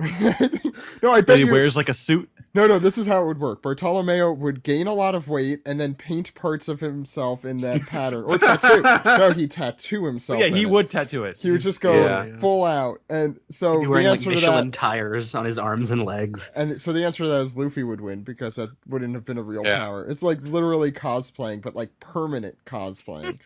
Really Bartolomeo, he wouldn't even do anything. He would just be crying, like, oh my God, I can't believe I'm doing this with Luffy the whole time. All right, next one comes from Cassandra, who says, Bonjour, OPP. So 300 chapters ago, Shanks was ending the Marineford War. Is he going to come and end Big Mom's tantrum? No. I don't want to see And that. also she adds, everybody's gone surfing. Surfing Toto Land. Wave emoji. That wave emoji's not big enough. True. I do want to see someone come in with a dramatic entrance, like Vegapunk or someone. Surfing. Sure. I actually Will love Shanks this. be at the Reverie? Yeah. Hmm. As long as whatever Deus Ex Machina it is, it feels earned in some way. He already did it once with Shanks at Marineford. I don't think you can use that card again. I think we've discussed how Shanks is essentially kind of a stand-in for Oda at times. Yeah, I've come to end this arc. Yes. Now I kind of wish that was a running joke and every arc ended like that. I can't figure out how to It's write like Monty myself out Python. of this. It's like Monty Python. This sketch is getting too silly. That's almost exactly what it is. Matt Nolan asks, the way Oda is tying this all together gives me hope for the ending of the arc. Also, more apple juice, please, and thank you. All right. Said Regina asks, where would you guys rank the new opening compared to the others? It's way too early to... I'll be honest, it went up my rankings like just from the first listen to the second listen, so there's no telling where it'll end. I haven't been able to get sick of it yet. Yeah, when we do the In segment, the middle. when we do the In the segment, I healthy could middle. go through the where we rank the previous ones and figure out which if we like it more or less. But I think there was another couple of questions about the opening that I was going to save for that segment as well. okay, good idea. Yeah. We'll talk about that more in the next segment then. What else do you got? Well, Sniper of My Heart asks, how would you rate Big Mom's surfer skills? I mean, is she She's- technically yeah. surfing? she's on top of a giant wave. Like she's kind of kicking ass. Considering she's comatose, yeah, I think she's doing a really good job. She's pitted, so pitted.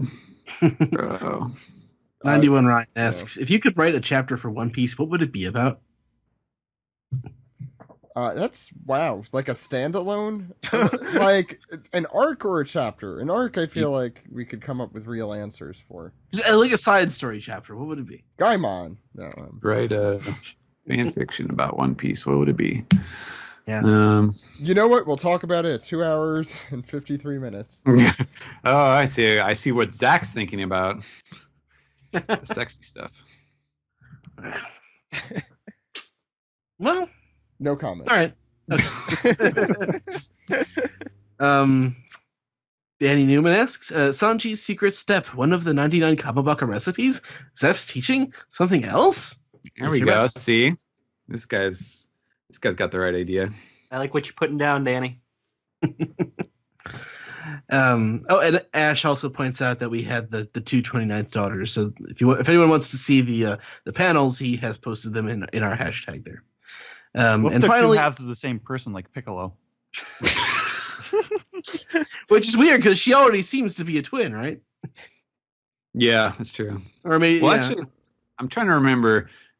We already recorded that SBS thing for whatever episode when we don't have the manga, but didn't he say that there were like 5 or 6 of them or something like that, or maybe maybe he was referring to other twins and triplets, that there was one group of them that was huge. But yeah, anyways, Are they not the same species as Amand? I think they are. I believe don't- so. well, that's There's no not confirmed. confirmation, no. Yeah, but That's not clear. It's subjectively a yes, subjectively. I don't agree with that. The big hat makes it a different species. Yeah, That works, that's right. so. She has different head. Well, she has the best taste, yes. But Yeah. She's way cooler than them. Well, I mean, Fine. don't judge one person. Don't judge a species by 2 annoying people. It's not. That's a speciesist. Ed, yeah, go ahead. Final question comes from Stacey Chen. It says, "Hey, Mr. One Piece, thank you. Oh, If there was a nosebleed contest in the One Piece world, who would win?" now we have I mean- a real competition going, but it would definitely be Nosebleed art contest. And remember, Oda also did nosebleed Foosh in at least one of his author Deep comments. thoughts, yeah, that's right. Well, no, whenever he gets the Valentine's chocolates, he does it like Oh, yeah. every year. That's true. So Oda would probably be able to compete in that as well. Any other thoughts on that? Interesting way to end that segment. Why don't we get into our opening 20 segment? You guys ready? Yes. 君への想いが高めて限りなき力を生まれる求めるならばどこまでも心に傷なぶりかさそう We are hope This is the One Piece opening conversation about Hope by Namie Amuro. I'm never sure how to say it. It's one of those kind of tricky names. Today we have sort of Zach. You're going to be here, right? Yeah, I'm going to be here for at least this segment. Yeah. And we have Steve. Hey, joining us for the first time today on this episode's podcast. First time Yes, today. first time today. Also, Jill Knight, editorial First writer for the time. site. Yep. Yeah. This is the first time you've ever been on the podcast. You're Yep. really confusing people. You kind of sprung this part of the segment on me at the last It's second. pronounced Sanji's cool. And last but not least, we have, as usual, Ed. Hello. Yes, we were talking about the new opening. I guess this is going to be kind of a short part of this week's podcast, but we've got a new opening to talk about. Zach, you sprung this on me at the last second. Okay, I, have no idea how to structure this. I could help you out with it. So Go first, Zach. Yeah, we usually kind of go through the opening, and we should probably start first though with initial thoughts. Steve, did you like it? Did you not like it? Was it the great or greatest opening you've ever seen? Enthusiastic from Steve. Initial thoughts, Jill. I really liked it, only because it's just different than what we've had recently. It's interesting because it's a more serious tone of a song, while this arc is serious, but also like it's kind of a wacky setting. So it's interesting with the music versus the footage. And there's also that really one dumb scene where they're all just running for a few seconds, and that kind of off-put me. Yeah, But I liked it overall. we'll break it down in a second. Ed, what did you think? I didn't like it the first time I heard it, but by the second time I was like, Yeah, I can definitely see like where this is trying to do. And then I realized when I was watching it, I tried to remember anything about the last opening, and I cannot remember a thing about the last opening. So Yes. You can. There's one thing I could definitely remember. Sam, what did you think? I didn't like it too much when like Ed, when I first saw it, I didn't like it that much. But I think the thing that made a huge difference for me was like the first time I saw it was like on a crappy YouTube rip of it, and then seeing it on Crunchyroll in HD, it looked a lot better. It's not like these modern openings are obviously going to be like really stretched by being 2.5 minutes long, and that's lame. But like I like how for some reason the song like reminds me of like this is the kind of song you'd hear in like Kingdom Hearts or something. And I don't know why that makes me like it, but it does. It's a catchy song. It got stuck in my head, which is, I think. Would you say it's simple and clean? Yeah. Sure. And I like generally the whole second half of the opening. I liked quite a bit. I like that it's a very arc focused opening. Like there's some kind of dumb like running on the sunny for some reason stuff, but there's a lot less of it than normal. So it starts. The first scene is basically everyone in their Fishman Island arc costumes still for some reason, powering up and doing their thing. That's the new default outfit, Zach. Yeah. I had a very passionate, heated discussion with a friend via text Sunday morning talking about this because that's my life. You don't have the podcast, Steve, as much. So they were the first outfits that they appeared in post time skip, and then just through that they're default, and you could take them or leave them. Honestly, I feel like I've grown to dislike them more and more after all these years.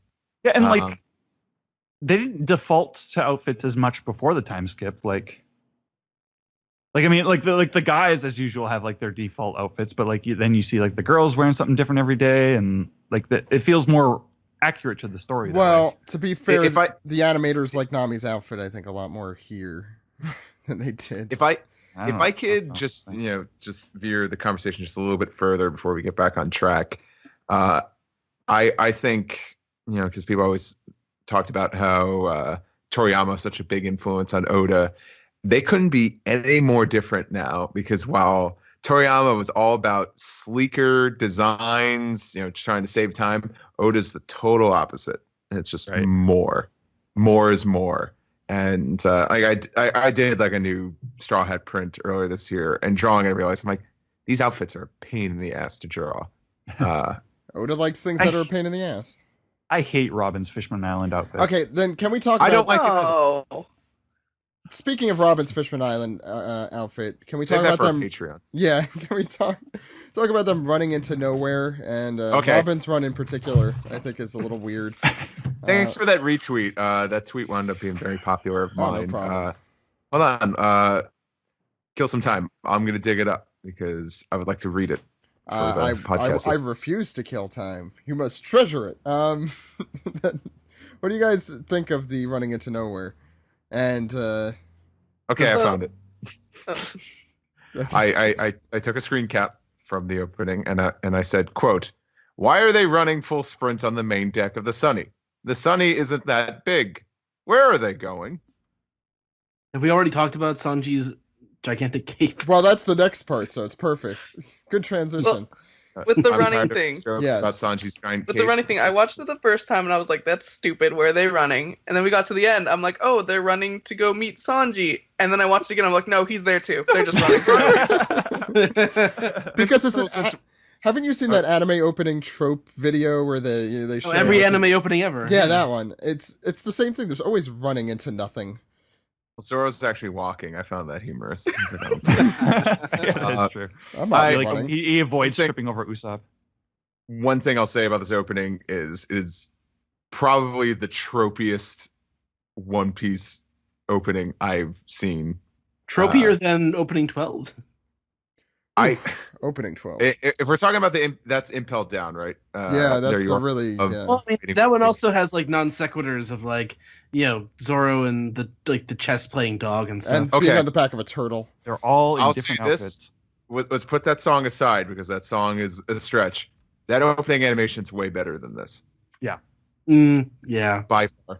All the tropey stuff of Luffy just running so fancy free towards all his friends. That's in the first half. They get that out of the way, and then and what's cool about that opening was it's the crew kind of doing something different. Interacting in funny ways, like Zoro playing chess poorly and the dog looking at him like he's an idiot. Yeah, and all the animals who are added into the. And then all the Impel Down stuff is tons of fun. We have so many One Piece openings now where they're just standing on the ship, looking forward, Steve, like it's the greatest thing they've ever seen. And then only still images of a Yes. lot of character, like for 30 seconds. There's one Yeah. trope I'm While the happy music slows down and there's no lyrics and it's just slow. I mean, it's kind of cool. It's kind of cool as an effect, but like, there isn't much going on here. There's one trope I'm happy they did not do, and that's have hypothetical fights with people. Like the Kaido fight. Was that the last opening? Zach. Yeah. The beginning of this opening had Zoro and Frankie fighting on Whole Cake Island. Well, I Yep. mean, but that's not like egregious in the way I not- think it had been done. It's hypothetical. Okay. Zach. Okay. Steve. Let's talk about Um, Sanji's cape. Yeah, no, is there anything else you want to say about other than it's ridiculous? It's used as a framing device for when they show the credits, title yeah. of the song. It all fits in that cape. And I didn't pick up on that right away. I'm like, oh, it's framing. And then when I watched it again, because there's that split second where it's just flowing Yeah. before that text pops up. And I thought, this is the stupidest thing. It probably would have looked fine if it was a normal sized case. Yeah, it just doesn't do have that. it doesn't have to frame the credits. It's really dumb. And all I could think of is just Incredibles now. Just And Sanji his being and his caught in a stupid wind turbine. run at the end of that scene is so Yeah, it's stupid like looking. one of the worst looking parts. But probably one of the better parts is the one that immediately follows it, where we get Right. Luffy in his later Whole Cake Island outfit. You get Jinbei, Pedro versus Pedro Tamago. versus Tamago, and Brook with his extremely cool move. And I found it really weird that, and in case this is anime only listeners, I'll not refer to who Jinbei is striking. Though he's silhouetted. he's shrouded in darkness, yet he's already been revealed in the anime. Yeah, it Right. makes no sense. They do that with a lot of characters, which we'll get to. And then there's the part at the end with Luffy and Gear 4 and Big Mom with Zeus and Prometheus, which is cool. Oh, and Nami, Chopper, and Carrot, and they're like eating like chipmunks for some reason. I it's actually kind really of like fast. that. Yeah. So yeah, any other thoughts on I that love part? love the Gear 4 sequence with Big Mom. Like that Um, just looks so cool. It's just another forgettable opening. I like Right. the bit with Bedge doing that creepy smile, and also Katakuri and Smoothie look really cool. But again, those are mostly just sort of stills with effects going on. Why Mhm. did they throw Compote in there? What has she done? I don't even remember who that is. Oh, the It's the first daughter. fruit on the head. Yeah, she's all ominous looking in there. I think I've seen her once, maybe twice. She's pretty Um, ominous with the fruit. The I I did like like- seeing Gangster Gastino in the off to the side. I did enjoy the beige shot. I thought that looked really cool. Yeah. It's it suffers what all these 2.5 minute openings have suffered. It's just they're 2.5 minute openings, and they're like, oh, we got to fill this up with schlock. Yeah, and it's like it's a shame because there's probably like a good minute and a half of I footage think there's that a I great do like minute in and a this. half. Yeah, I think this could be a great opening if it were, as all of the 2.5 ones are, if it were a minute and a half. So yeah, what scene are we up Alex, to here? Go ahead, Steve. Alex said something that I totally agreed with, and I was thinking when I was watching it, this would be a great ending. Like it's an okay opening. It'd I be a think much it's- better ending. I think Amuro Namie has kind of a sound that fits ending songs a little better. He doesn't think it's high energy enough for an opening, I think. No. I don't, there are parts of it I think would be a great ending, and there are parts of it I think would be a pretty good opening. Yeah, I'll leave it to that. I personally wish ending songs were back in general because True. I think they were a pretty good thing. So we get all the silhouettes with all the people, including Compote. We get the Capone. Katakuri's red hair. Katakuri apparently has red hair. It looked like dark pink, but I don't know. It seemed like Plum. Smoothie had two Roger's different gonna hair dye his colors. hair then. Gastino, who is a character you will be introduced to and intimately familiar with, looks fantastic. That's all I have to say about the Capone scene. And then we have that Germa 66, few shots Group there as shot. well. Yeah. Which is cool. And with Reiju and have we gone into who that is with Reiju at this point? I'm way Yeah, behind. yes. If it's Sora. not Yeah, the obvious. anime's gone through it. Oh, okay. And then the dramatic Luffy Sanji, which is really the rematch showdown, right? I think that's what Mhm. this is from. Yeah, well, yeah, it's them like making up. Well, you'll see. Well, Anime fans. yeah, like if you're anime only, I think it's the right level of like ambiguity. Yes, yeah. For 'Cause what's you'll going think, on. oh, it might be the first part or it might be the second part. Yeah. Then a little bit more, I think, here with Reiju and Judge. The Judge scene was so weird. I thought he just like kind of Yeah, like it's just, stalks forward for. And the Yeah, sides are it's- shadowed out like it's they're weak. hiding something. And the Big Mom crew, and then I think the most awkward part was the ending. I don't know if that was just me, like them kind of just standing in line, It perfectly doesn't end. motionless. It just sort of stops. Yeah, I mean, I love that One Piece font. They don't use it in all the openings, but I'm a big fan of that one. But opening 12 used that too, so I'm not. That doesn't forgive other sins, but I like that. Sam? Oh, did we talk about the like the Vinsmoke action scene? Oh, is there? Yeah. Do you want to add on Yeah. to that? Yeah. I think it looks cool. I think it goes well with the. Again, like there's sort of an ambiguity with like what side we're on at that point in the story, how we feel about the Vinsmokes and at that point, and then I like that they include the Sanji putting wedding in the opening, like really kind of hyping that up as a kind of an iconic image of the Oh arc. yeah, I forgot about that. Yeah, no, that was really I like that a lot. I thought that Is that the only image of her in it? I think No, so. we Oh. see her and Chiffon in like a Yeah, shot together once. grouped very well, in my opinion. That was you would have thought that was interesting a few weeks ago. So to have more of an objective look at this, myself and Steve and Ed ranked openings back in 2015. So I don't think this would include the most recent one before this. But I'm gonna go up the list, and you just say better or worse, Steve. Okay? Whether if you think this opening is better or worse than the opening I'm saying. Okay? Okay. Okay. So I'm gonna start from. Should I start from the bottom or the top? What do you want? Which direction? do you think? I'll definitely start from the bottom because Okay. it's not going to be. think it's a lower one? It's yeah. Oh yeah, for sure. Okay, so let's go through 'em. But I don't think Weekend is not. It's in not this. on here, so keep that in Okay. mind. Yeah. Weekend is probably pretty low. Let's be fair, though, right? Yes. Okay. So Kazebo Sagashite was your number 17 at the time. So we're missing a few actually here. Better or worse? Oh, that's my lowest ranking one. Song wise, I'm just gonna say better. Hands up. We're Better. only at second to last. Yeah, there's a lot of thinking here. The remix of We Are. Better. The Straw Hat version of We Are. Better. Wake Up. Wake Up. Oh god, that song. Bet up. Bet up. Bet up. Bet up. Bet up. Bet up. Better. Yeah, it's better. Believe. Not better. Okay, so it is at number 13 for you on this list. Ed, start from the bottom or the top? At the bottom, All right, We Are a Remix. Better? better. Kazebo Sakashite.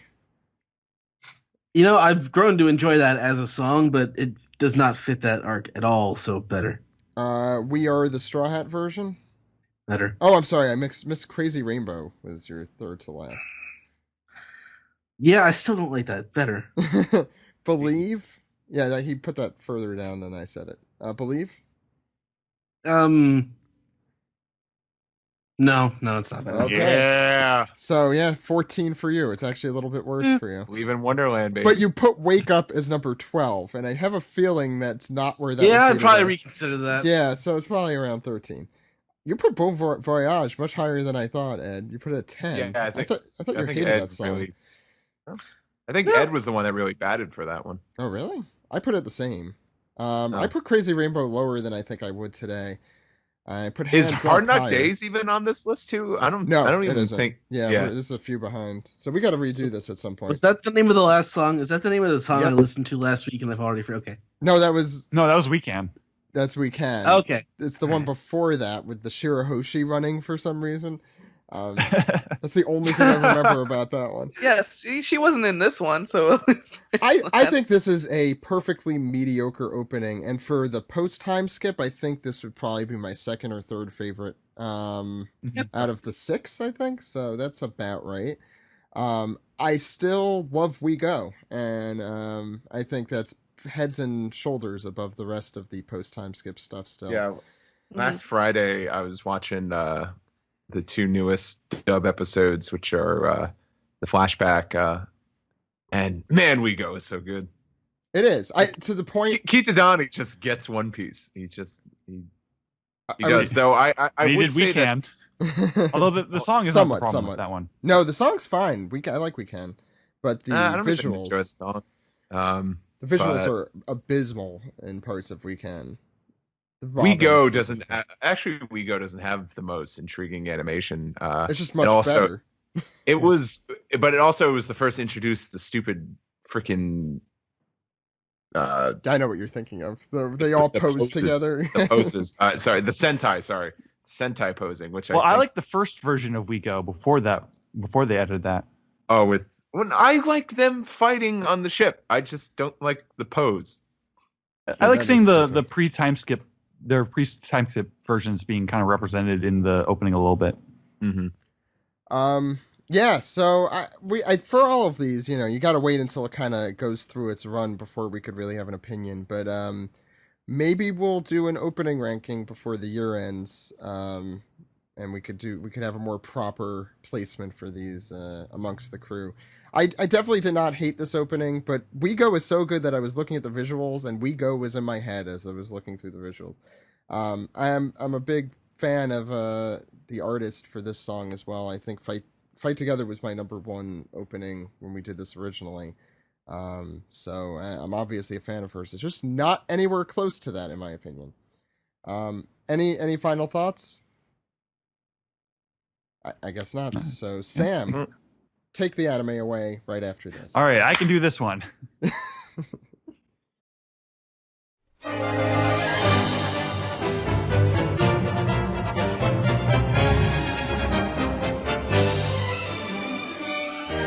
This is the anime recap for the double episode special, A Heartbreaking Duel, Luffy vs. Sanji, parts 1 and 2. I'm your host Sam, and today with me, as usual, we have Ed. Hello. And joining us as well, we have Mr. Sanji School. How's it going, Sanji School? Hi there. This is quite unusual. And we have Jill, once again, our good friend. Hello. All right, so the episode opens with the new opening, which we just finished discussing. Then before the title card, there's some reanimated Baratie of Sanji and Gin and Luffy fighting Krieg and Zeph talking Luffy up about his grit and all that. If you were expecting a double episode's worth of content in this, like new material, you were bound You were to be mistaken. disappointed. But this, as a standalone special, is great for people who haven't been watching the anime for the last month. I guess It's great for those people. And I actually really enjoyed it on those terms. Like, I'm taking the anime 1 week at a time, trying not to think about how each episode relates to each other. So, I can normally do that, but since we've seen so much of this stuff repeated over and over again, both within the anime very recently and in episode of East Blue, it's too much, way too much. right. The episode, Although they did stick with anime canon here with the leg. right. Because I think they're using the reanimated version of the Zeph starving flashback part that they reanimated like a few weeks ago. Not the one for the special. Not the episode of East Blue. It's just so odd because we just had the East Blue special, Mhm. so I feel like this has just been. Well, yeah, like before we've seen this for the upteenth time. Before episode of East Blue, they reanimated the Sanji Zeph flashback in the TV show, and it was and that's what they're reusing now. Like it's just too much. Seen it too many times recently. The title card begins at this for this special. It begins at 6 minutes and 45 seconds, but this is kind of a unique circumstance, so I'm not gonna harp on it too much. The episode opens with some Carrot and Chopper in the Mirror World shenanigans. I was really impressed by how nice this part looked. Like there's a lot of like very atmospheric lighting. Not a whole lot happens beyond Chopper and Carrot running away from Brule again. But then there's some further flashbacks to stuff we've already seen from Zoe and Whole Cake Island. There is a. I was surprised by how fast they went to commercial. Yeah, seemingly constantly, and they did, and they cycled through all the Straw Hats bumpers in order. Yeah, Hunter's until fan. they got through it in like 2/3 of the way through the special. Yeah, and this is so, like Luffy Sanji. Yeah, which was actually kind of cool. Yeah, and they led at the very end. They led directly into the movie 8 music, which I'll get to at that point. So this is the part where I actually do have some nice things to say about this first episode, because I actually prefer this version of Luffy meeting up with the Vinsmokes and Sanji kicking him off, because it's got the really upbeat, like really classic old One Piece music playing, and it's like super happy, and Luffy's just like super excited to see Sanji, and you think everything's going to go okay, and then bam, Sanji kicks him, and the music just cuts. It just stops, and it's like really, really effective. Like you do not expect it. And they go back and show in the second episode what went on during that, but putting this in the first episode was very it was shocking. Mm-hmm. And then it just kind of goes on. There's more flashbacks. We get repeats of all the Vinsmoke children flashback stuff, and then another new thing that they added was Sanji asking to join the orbit. Like you see the chefs like coming back to the ship, and they just see this kid there, and he's asking to be a cook on the ship, which is nice.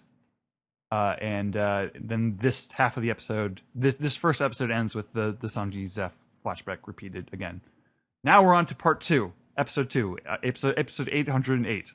Which is the real episode. Like I think that this is the actual episode that they made, and then they're like, oh, we're doing a 1 hour special. Now we got to make all this flashback stuff. Does this feel weird to you, Steve, watching just this one?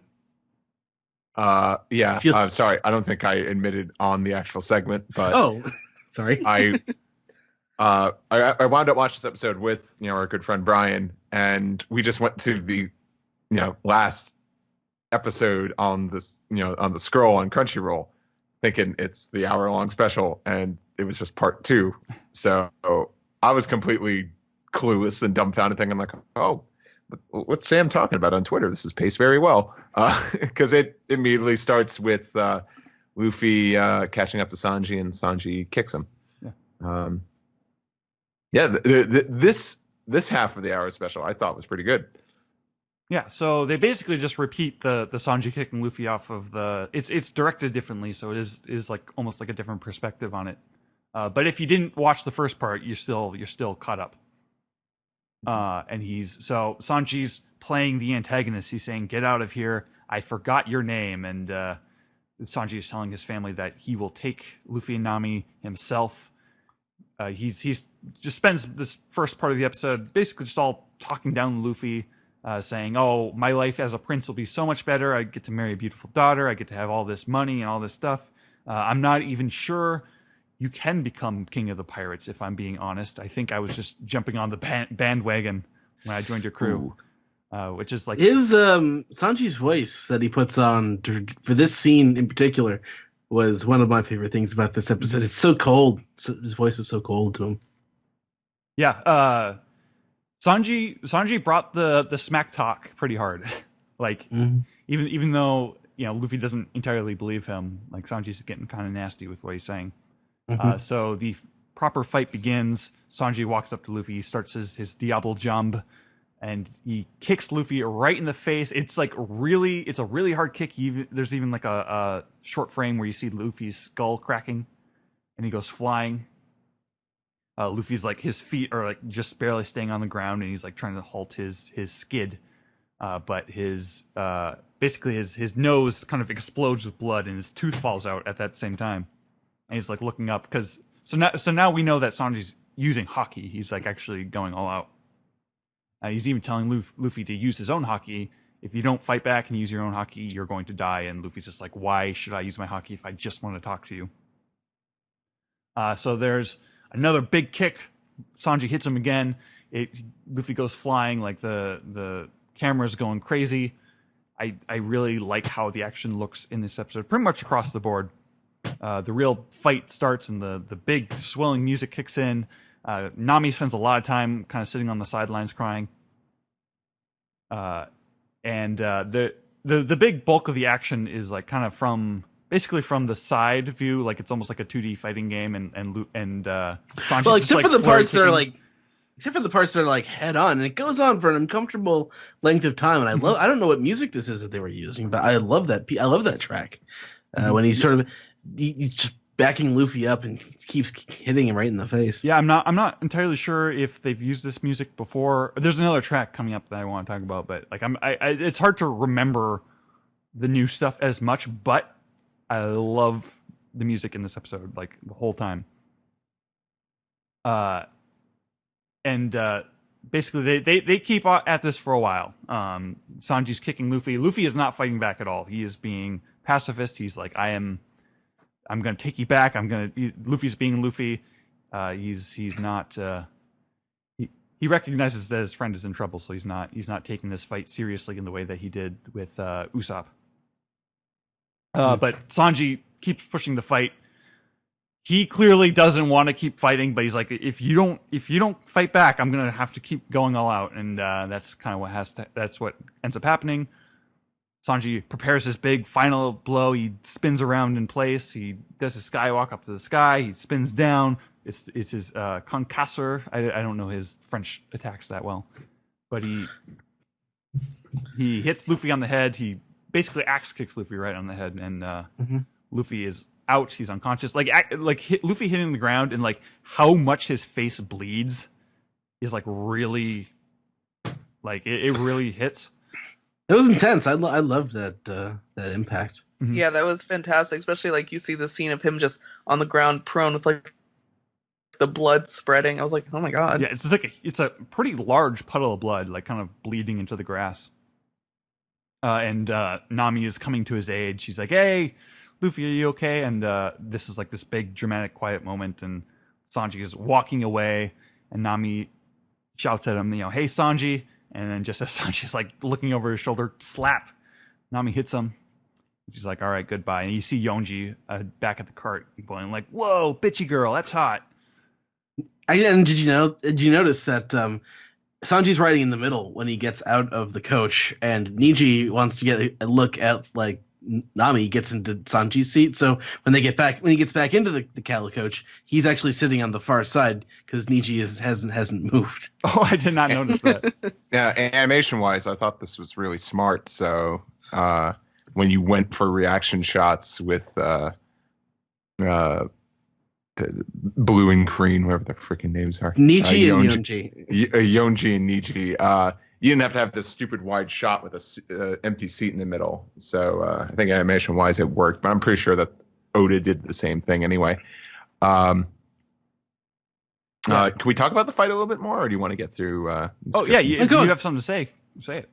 Go ahead. I thought this was a really powerful scene, and I said it on Twitter, and I meant it. I think this is some of the anime's best stuff ever. Animation was great. They reused some shots, but I think it was fine because it's just kicking in the face. But it was just animated very well. They picked a really good score to go with the scene.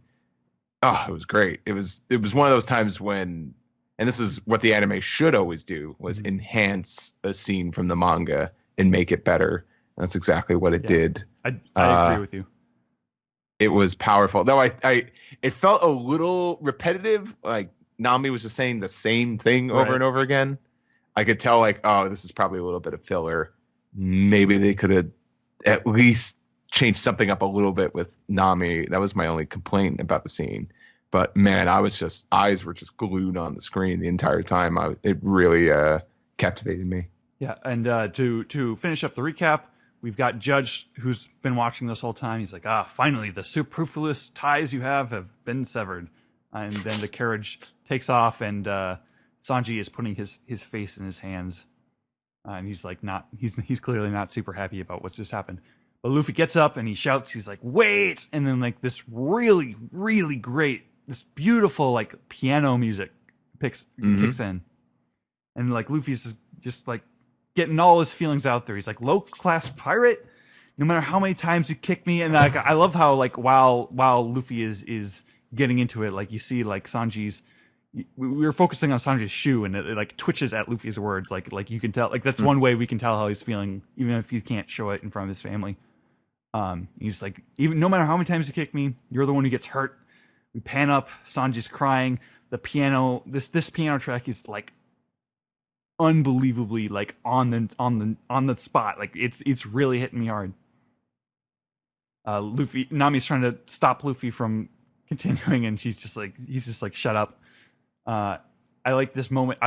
This moment where Reiju even asks, like, should we stop Sanji? Like she could get them to stop. She could give Sanji a chance to just go back and make up with Luffy, but Sanji's like, no, keep going. Like he's completely broken and heartbroken, but he's made up his mind to kind of keep going down this path. And Luffy is continuing to say, I'll be here waiting. If you don't come back, I'll be starving to death. And Nami's choking up. Like Nami's getting to me. And without you, I can't be king of the pirates. And then it fades out. And then we get a montage, sets of memories, some of it to Sanji, some of it just the Straw Hats hanging out together. I was just really happy that they're using memories again, even though it's like a super cheesy choice. I'm okay with cheesy. It's not really cheesy. I feel like they've earned this. Well, it's just like it feels like it's been so long since they've used an insert song at all. And I feel like, and whenever they do use insert songs, it's like "We Go" or something that is like super relevant to the modern stuff. Mm. It really fit. It didn't feel that way at all. Like I don't know, maybe cheesy is just not the way I would think of it. But, I mean cheesy in like the most affectionate way possible. Sentimental. Yeah, it was cheesy, but in the best way. Like you didn't feel like it was cheesy while watching it. You were just like emotional because it really hits hard. My heart sunk. I'm like, oh my god, they're using memories again. General thoughts on the episode, you guys? It feels like this final scene, like this piano. It feels like out of a different anime. Yeah, like what I was saying is that in my A&N review, it would sound completely in place in like a Ghibli film. Or even a Disney movie, like this piano track, you know? That I loved it. I really, really loved it.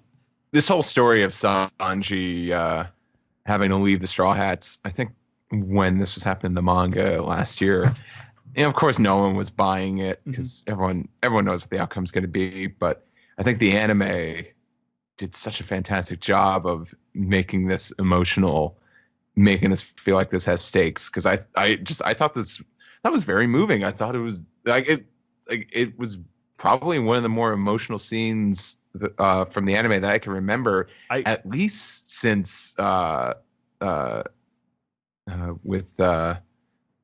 Corazone's death. Mm-hmm. Right. Yeah, I completely agree. Like I got way more into this than I ever did with. I was fine with the manga version. I could roll with it. But like, had I seen this in the anime if I was watching this for the first time through the anime, like I wouldn't even like occur to me to be like, comparing it to like Luffy versus Usopp. Like, oh, is this as good as that? Is this that? Like, I really would have just been wrapped up into it. Like, Indeed. Jill, were you gonna say something? Yeah, it's just phenomenal overall. It definitely did what the anime should and just brings up the manga. The entire Luffy versus Sanji fight was just on the right side of brutal, where it was repetitive, but that just kind of it dragged it out in the best way because you saw how much it was hurting. In a suspenseful way. Yeah.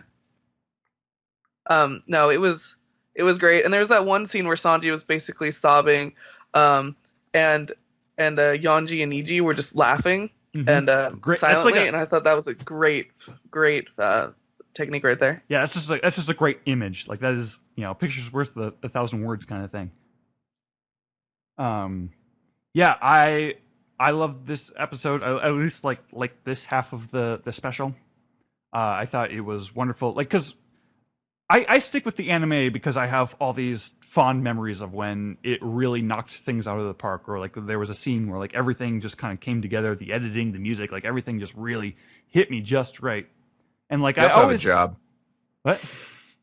Said you also have a job. I mean, that's true. But I mean, I'd be the reason I have this job is because I'd be watching it anyway. Mhm. Like I always want at least the fact that it really did an outstanding job in the past, at least in the past, or at least does a pretty good job consistently enough.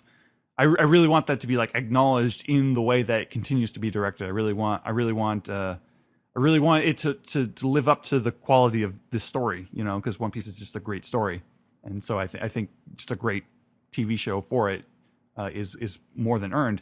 And a scene like this, like especially when Luffy gets up and he's shouting back at Sanji and the piano's playing and Sanji's crying, he's like choking up, like that felt like a real graduation. Like, it felt like it was leveling up from the quality that we're used to seeing. Like that actually reached a point that is above what I normally ask the anime to be. Like it was better than I wanted it to be by like a significant portion. Like I think that last sequence is going to be one of my all-time favorite moments in the anime ever.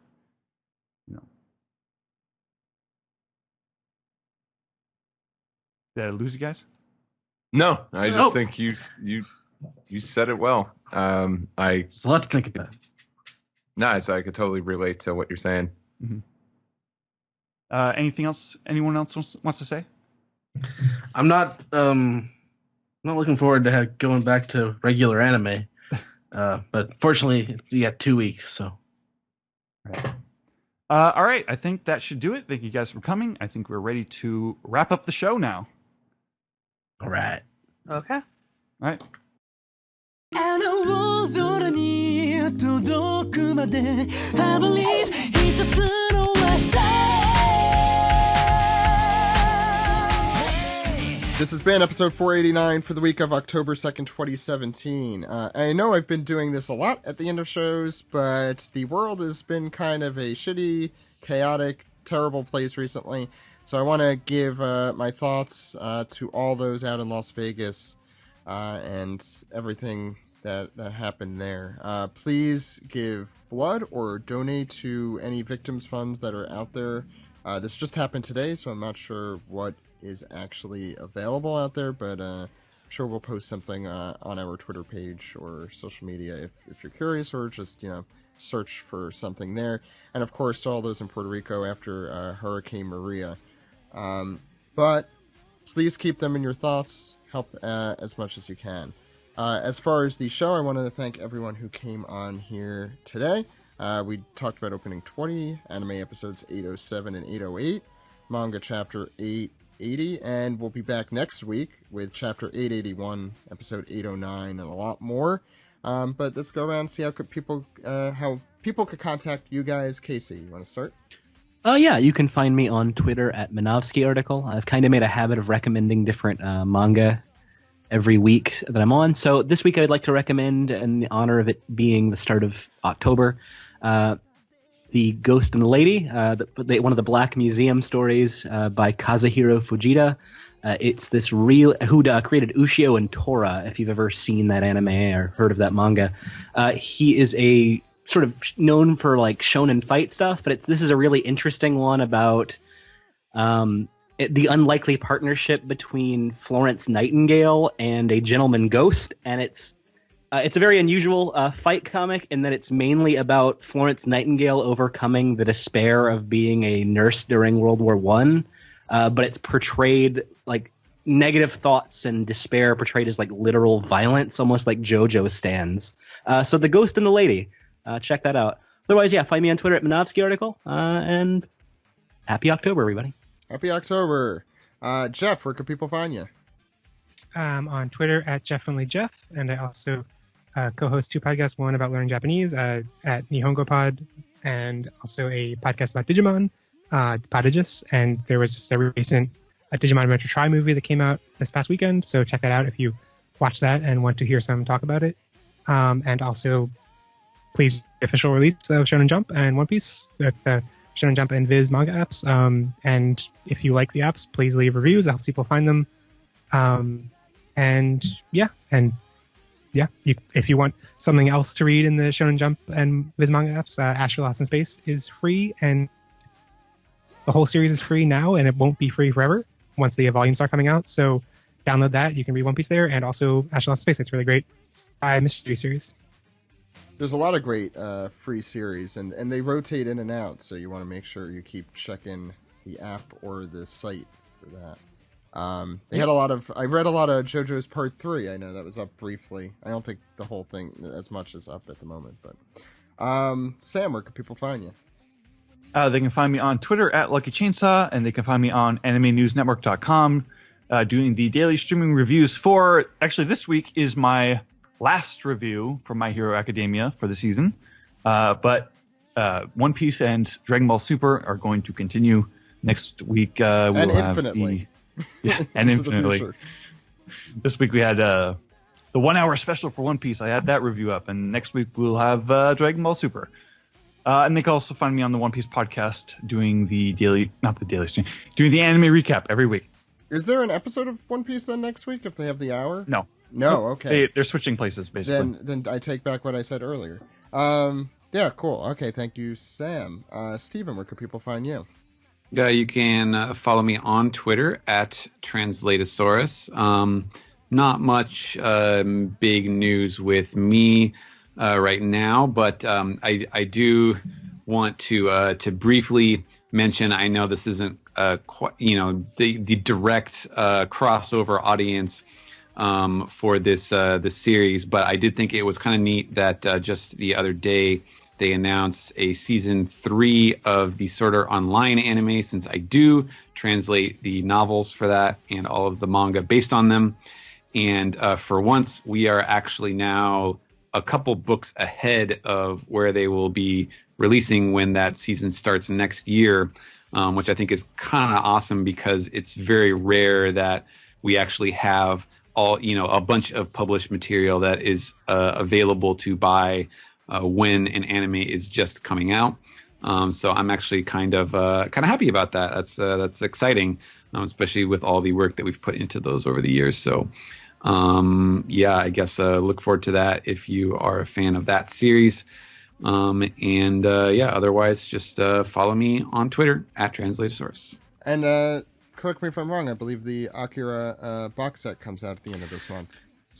I don't know when the actual release date is. I'm expecting that I'll probably get a copy of my own from the printer probably in the pretty near future. I know that they've done some test printings and copies and stuff. So are you going to be doing a YouTube unboxing? I'll probably throw up some pictures when I get it, because that'll be real cool. My pre-ordered copy said it's coming out on Halloween. That's what I saw too. Nice. Yeah. Ed, where could the good people contact us? Well, you are Zach_Logan on Twitter. I am Edward E. One Piece, and if you follow me on Twitter, you see that I'm watching the 100 great anime movies from that pace list. I only watched one this week. I watched the 3-part short film collaboration Neo Tokyo by Rentaro Yoshiaki Kawajiri and Katsuhiro Otomo. Jaden Smith. I was going to say, is that the sequel? Did it come out already? Unfortunately, this is not officially licensed anywhere, but you can find it, and it is really, really good. Especially, I really liked Kawajiri's segment, his own take on The Running Man. So, but the podcast can be found at OnePiecePodcast.com, Twitter.com, YouTube.com, and Facebook.com/OnePiecePodcast. One Piece Podcast is our Skype name. OnePiecePodcast@gmail.com is our email address. Please support us. Patreon.com/OnePiecePodcast. Leave us some peace together. Reddit.com/r/OnePiecePodcast. Subscribe on SoundCloud. Subscribe on Google Play. Subscribe, rate, and review on Apple Podcasts. Or call us on our phone number, Zach. That phone number is 347-497-MAJI. Maji. That phone number again is 347-497-6254. Call anytime. anytime. With your questions, your comments, your theories, your Toblerone bars, please send those. Please send those straight to Miles as his wedding gift. Thank you all for that show looks so stupid. I refuse to watch it.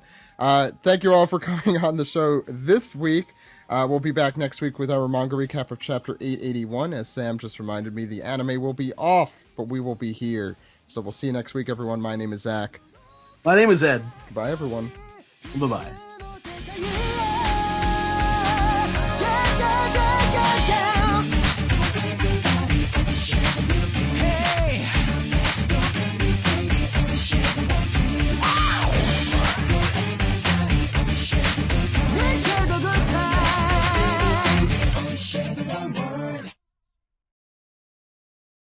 You got a big old helping of diesel nuts. Yep.